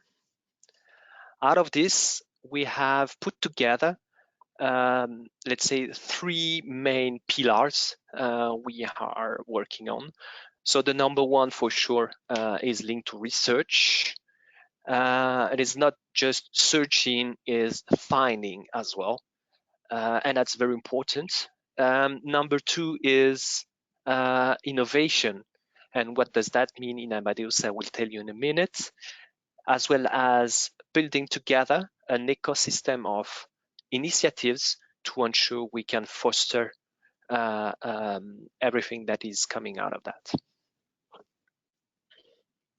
So on the research side, I would just highlight 2 main projects we're currently investigating. The number one is linked to artificial intelligence. And it's back to the travelers' expectations I was mentioning before. I mean, we need to deeply understand travelers in the way they behave and the way they expect to consume all the travel information or travel products, let's say. We need to help our customers to better predict what will be a traveler's actions in an environment or another. And that's same for improving all the overall experience in operations by analyzing all the millions of data we see passing through our services every day. We have another product linked to project linked to hardware acceleration, where our role is so number one to provide better hardware performances, not only for airlines and airports, but as well as for customers. Why? Because if you can increase the performances of your hardware, you can provide more price points to the customers, so he can have more choice, and then he can have, at the end of the day, a better selection or better experience when it comes to shopping. On the innovation side, we have put together a bunch of initiatives where we identify, select, and incubate internal projects to ensure those projects could become in the coming years the next generation of Amadeus businesses. So here are a few examples of innovation projects we are currently working on. So the number one is Fizi. So Fizi is a travel concierge that provides to travelers a bunch of services when she travel, so they can benefit from all the content Fizi has been able to put together to ease the traveler when he's abroad. Another big project we are working on is the Traveler ID project. So we know, and you all know as well, from as soon as you travel, there is so much friction in the travel process, moving from boarding, checking, border forces, checking at the hotel, and so on and so forth. So each time you go at these different steps, you have to show your ID and so on and so forth. So the process here and the idea is to kind of get rid of these frictions and to make a smooth traveler experience moving from one place to another without having to show all your official information. There is another one linked to luggage tracking. I mean, every year you have more than 4.3 billion bags traveling every year. And you have quite a lot of bags that are mishandled. The project here is to ensure that we can help travelers better track their bags, as well as manage via a mobile app all the mishandling process when it happens.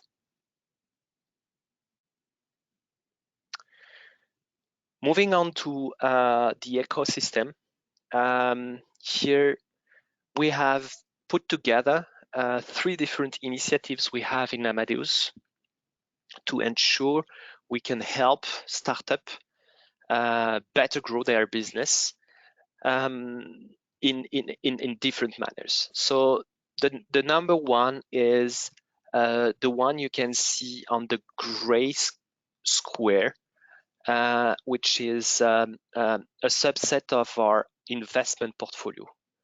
Amadeus has a team called Amadeus Ventures, which is our corporate venture fund. And we as Amadeus are investing in startups that are close to our business and where we believe there might be a room for us to investigate. So here is a list of startups we have invested in. Here as an example, I can mention CrowdVision, which is a company that helps airports to better manage crowd in the airport, so minimize the waiting times at the different touch points, such as security or boarding and so on. Avoxy as well, which provides a set of web services to better understand where is the best location to go if I go to Moscow, for instance. And I've never been there, so I need to find the right area that belongs to, that is close to what I would like to do at destination. Then there is another program, we call it Innovation Partnership. So all the startups you can see at the bottom of the slide. I'm I'm sorry, Pascal, just to tell you, you already exceed the 10 minutes. Well, we have a bit of extra time, so, but as you already exceed the 10 minutes, please try to be short on the end of the presentation. Yeah. That's the I have 2 slides, and that's the end. So then you have so this list of startups you can see at the bottom, and I just wanted to mention here My Little Adventure, being based in Sofia Antipolis. That does destination content services, which is very interesting. We have as well Amadeus for developers. So we have developed a catalog of APIs for startup to consume all the content coming from Amadeus, so they can start building the solution they would like to build on top of their existing offers. So that's going to be my conclusion, and sorry if I was a little bit longer than expected. The way we believe innovation should be done in Amadeus is not only by building things internally, but to mix all those internal initiatives with external ecosystem to ensure we have the right balance and the best value provided to our customers. Thank you.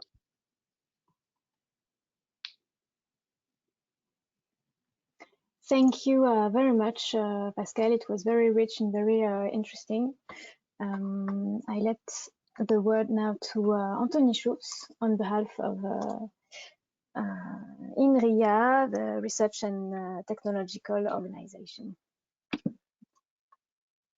Hi everyone, can you hear me? I can hear you well. And can you see me as well? Yes, I can see your screen and yourself. Great. So hi everyone, I'm Anthony Schutz. I'm the head of the Transfer, Innovation and Partnerships at INRIA, and I'm going to use this time to talk to you about INRIA Startup Studio, which is a support program for digital deep tech startups. So in a nutshell, INRIA, we are one of the only French public research organizations dedicated to digital science and technology. And concretely, we are set up to explore new fields of research based on digital technology to create some scientific breakthrough. Okay, and the only goal the main goal of our existence is to transfer all this innovation to the industry, to our industrial partners, so we can promote and improve the France's influence on the digital world and boost our scientific and economic attractiveness. So it's really about not innovation to create, let's say, financial value and to create money, is really to transfer to the market so that we can have a great impact. So part of this talk will be focusing on the entrepreneurial projects that we run within INRIA, because some of the research we do actually can be brought to the market via our researchers, because we can as well create startups. And I'm going to talk about this in the next slides. So quickly, at INRIA, we are involved on science such as I said, digital technology, so algorithms, programming, data science, modeling, simulation, artificial intelligence. So we have research team working on all those topics. And again, the idea is to do some breakthroughs so that we can have a socio-economical impact on things such as climate, food and agriculture, health, economy, transportation, energy, all kind of things that are important for the society and the economy. So we are based in Sofia Antipolis, but we also have research teams in Montpellier. So this allows us to work with companies in the PACA and Occitanie regions. And in total, we have about 500 people with 360 scientists. So they can be full-time researchers, PhD students, postdocs. And that's a total of 34 research teams working on those topics I mentioned before.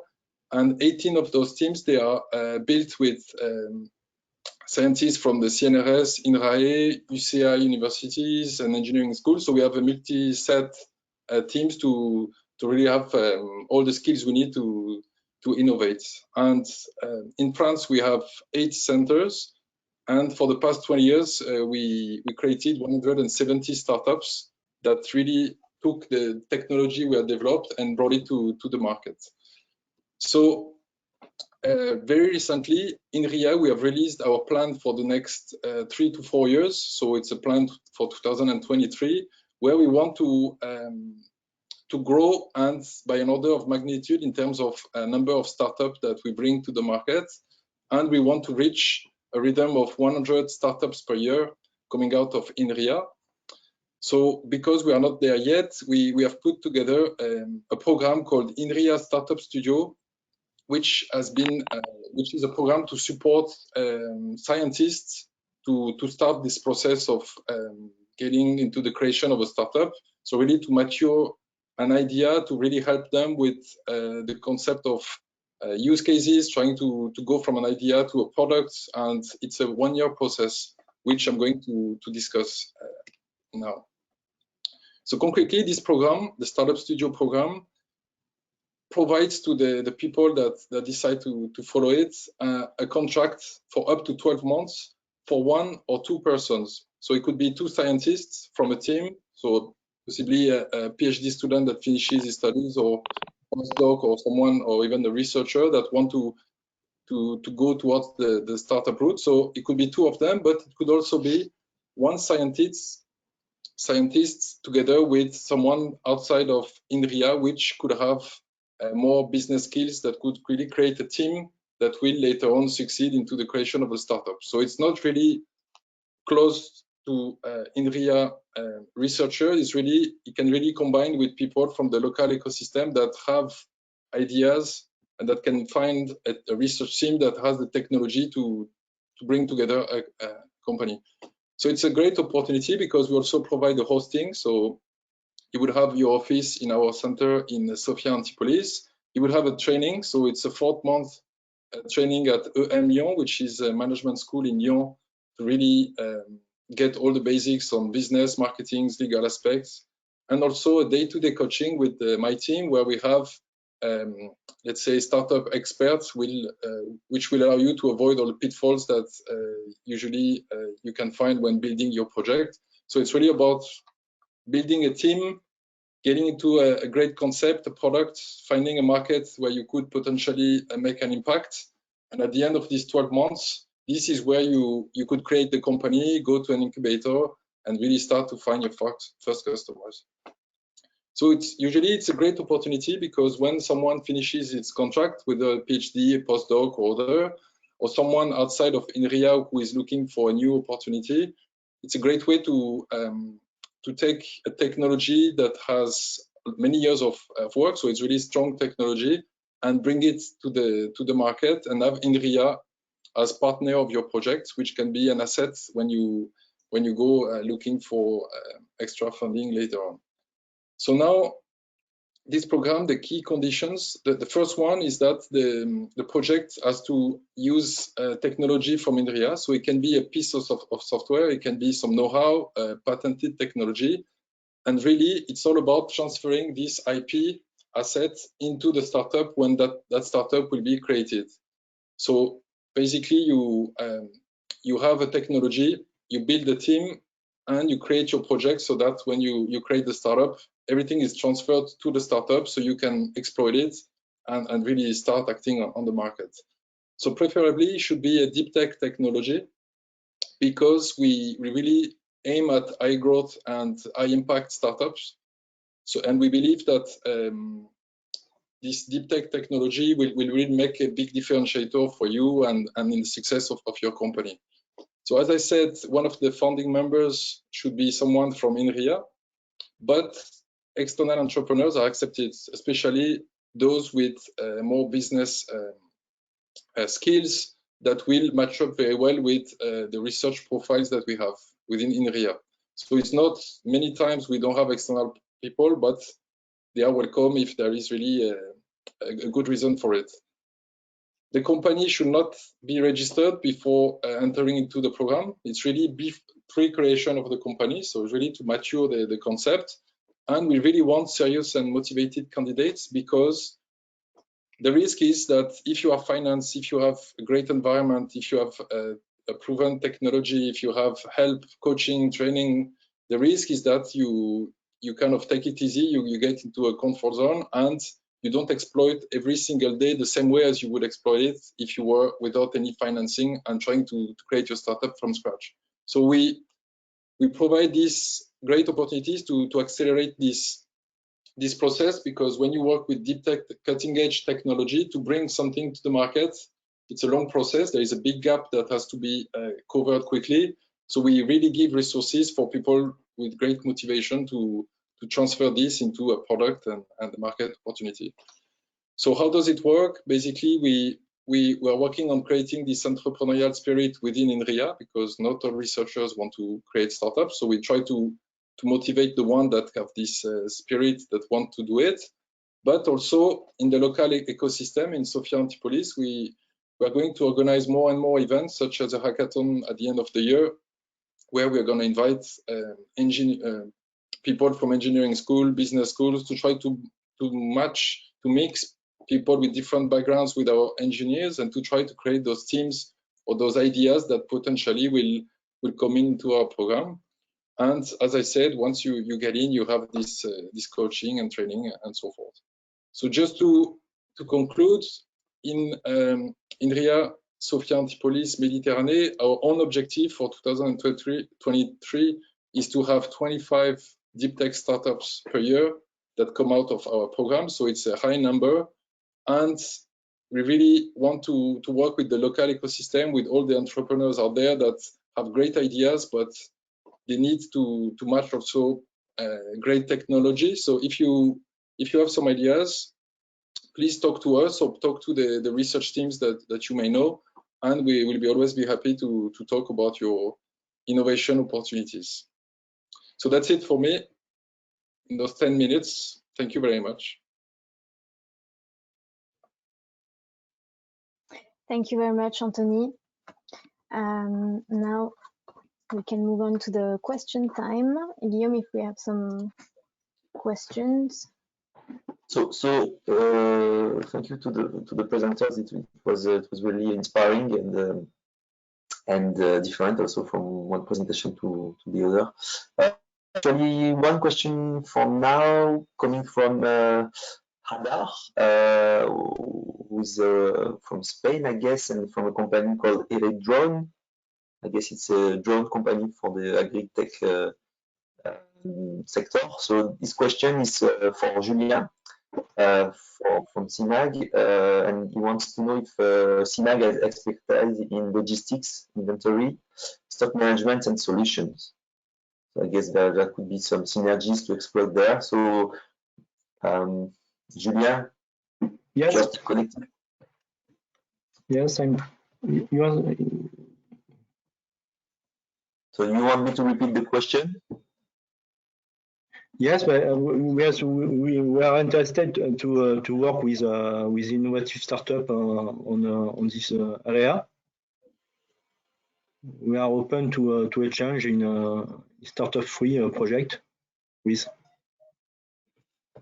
So the question was do you have any actions within Symag in logistics, inventory, stock management?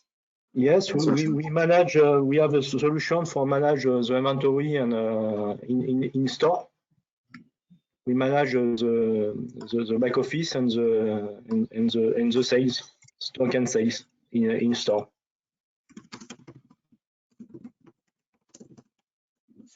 Okay. We are open to add a new capability with deep tech technology.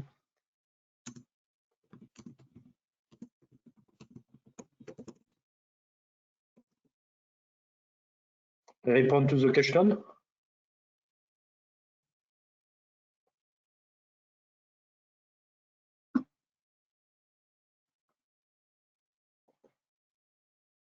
Guillaume? Guillaume, are you still here?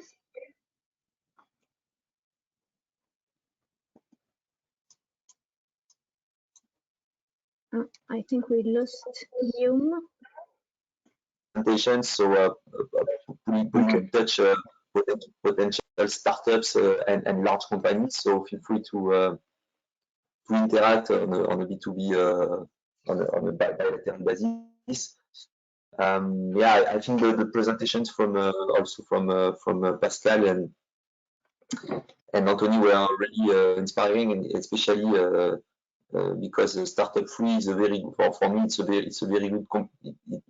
very good program, a complementary program in terms of ecosystem enrichment, I would say, because they can find the startups, additional startups, and thanks to this program, to this Startup3 program for their venture program, or for the INRIA Startup Studio. I guess it was very relevant. Clemence, what is the program now? It's there are no questions from the audience. Yes, well, actually, there is no other speech afterwards, so now time is really open for questions from. Okay, so I see one question from my friend Thibaut that I salute. Thibaut van Roden from Mecatech cluster in Belgium. I hope you are fine in Belgium as well. So.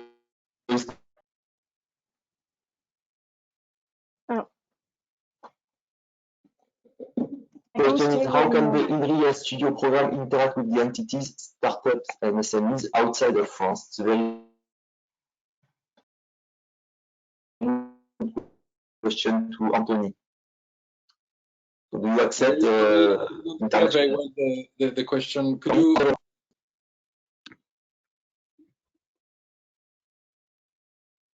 Yes, Anthony.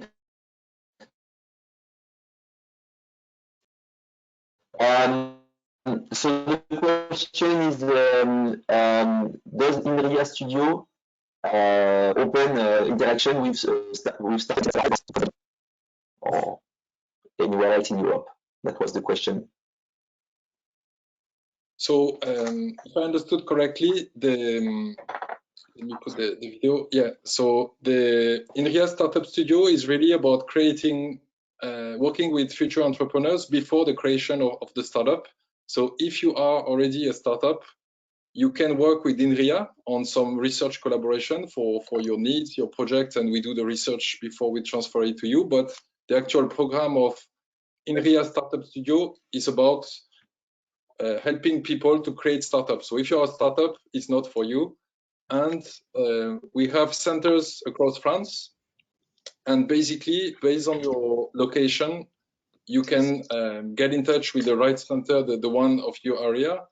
If you are outside of France, you wouldn't be a candidate to create a startup with us, because we need to basically it's a system for that involves our research teams and people located in our areas. So it wouldn't be relevant for you. Okay. Okay. Thank you.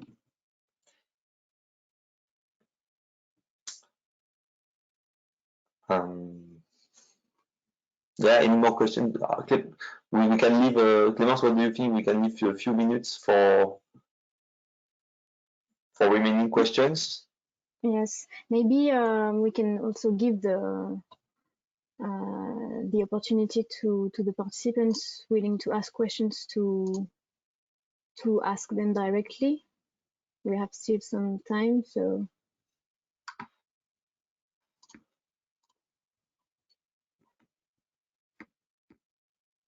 Okay.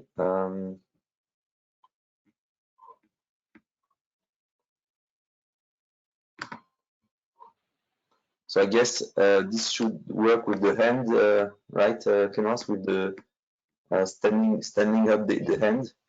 Yes, so, if you have a question and would like to ask it, you have a module, raise your hand on the dashboard, and we will give you the floor to ask your question. Or you can also ask it, writing it in the question module if you want.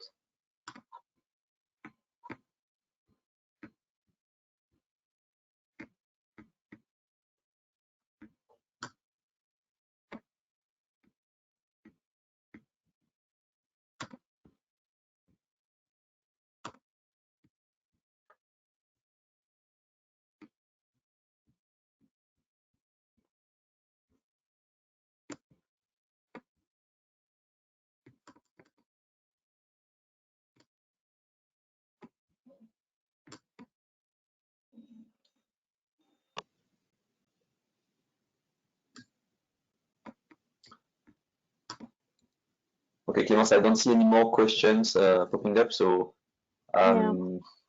Okay. So it seems that this is the end of this webinar. Maybe also if any participants have no more questions, some of our speakers could have questions for one another. They are also invited to ask them if they want. If our consortium partners and our other speakers have some questions in relation with the other speeches, you're welcome to ask it now.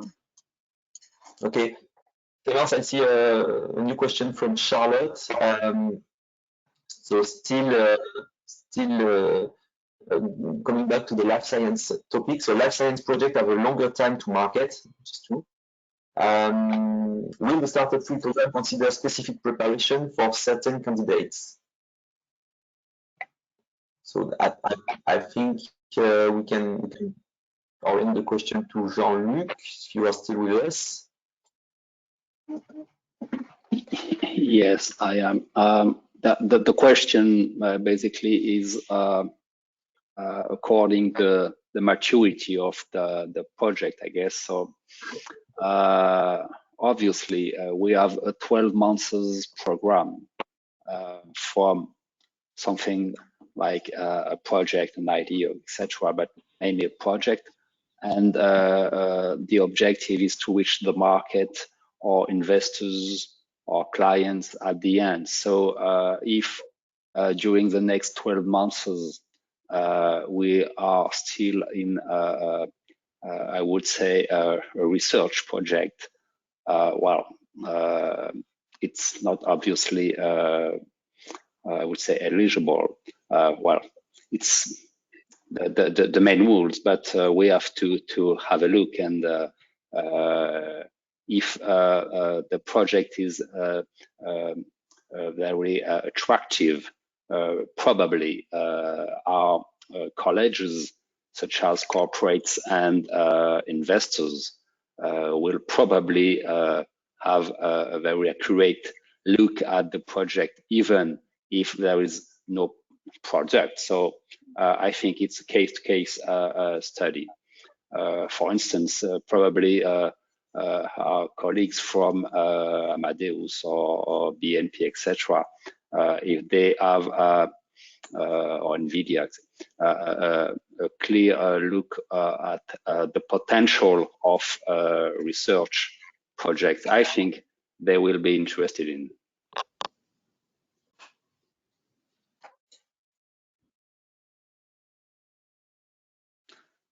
Does it answer the question?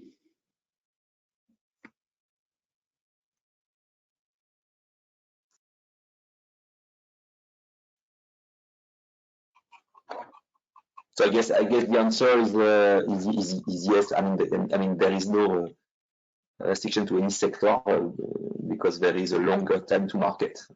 We will consider, of course, our sector and adapt it case to case. I think this is what we propose. So Charlotte is happy. Thank you, Jean-Luc. There was a last question from Hadar from the drone company in Spain. So before closing the webinar, could you tell us what are the next stages after the call? What are the coming events, webinars, and so on? So maybe it's a question to Clémence. Yes. So the call will end on the 20th of April. After this, Daniel explained. There will be the selection process with the peer-to-peer methodology. Then the selected startup will be invited to enter the acceleration program, which Jean-Luc explained during his presentation. And then we'll have all along the project several kind of events organized, like this one, the 3 ecosystem discovery missions, as I explained. One should have been held in France. It was this one that we organized as a webinar. There will be another one, another ecosystem discovery mission organized by our Slovenian partners, and another one in Latvia by our Latvian partners. But we don't know actually with the current crisis how they will be organized. We don't know if they will be held in physical events as foreseen, or as webinars like the one we organized. But we will keep you updated, of course, via our communication channels about it. During these events, will be also hold what we call the innovation challenges, so kinds of hackathons. So it will depend on how the different organizers will organize it. So it could take different forms. At SCS cluster, we decided to actually every year we organize an event called the trophy. So it's actually a prize giving at the end of the year. And there will be, in the frame of the project, an extra trophy, a STARTUP3 trophy, who will be given to the best potential, so the best potential on the European innovation. What's next? There will be also two other one other kind of events at the end of each acceleration phase, because as Jean-Luc explained, there are 3 different acceleration phases in the program, and at the end of each phases there will be a selection to go from to select 10 startups from the 25 and 5 startups from the 10 at the end of the program. And this will be done through cluster corporate assemblies, so which will take the form of pitch sessions. So we will invite the applicants, so the startups that are following the program, to pitch in front of the corporate pool that we built, composed of big players, as you saw on the Daniel presentation, big corporations, investors, and also clusters. So yes, this will be the main kind of events that will be organized in the frame of the project.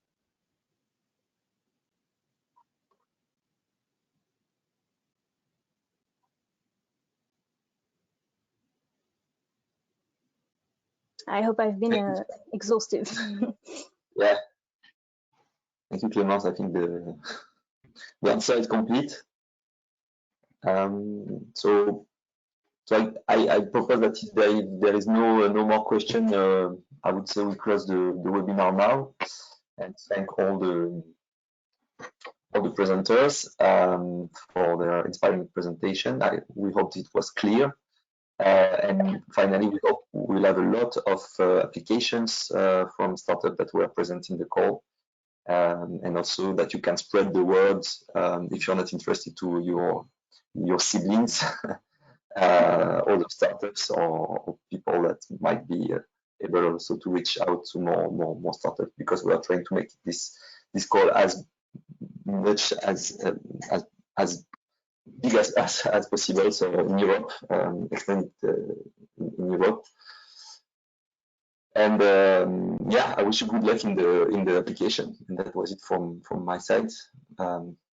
Clémence. Yes, thank you very much to all the participants and to all our speakers for their qualitative speeches. And yes, as Guillaume said, we hope that it gave you the willing to apply and to be part of the project as applicants, or also as big players. If some big players some corporations were also following us. And don't hesitate to disseminate this open call to any startups, scale-ups, SMEs of your respective networks that would be interested in such acceleration opportunities.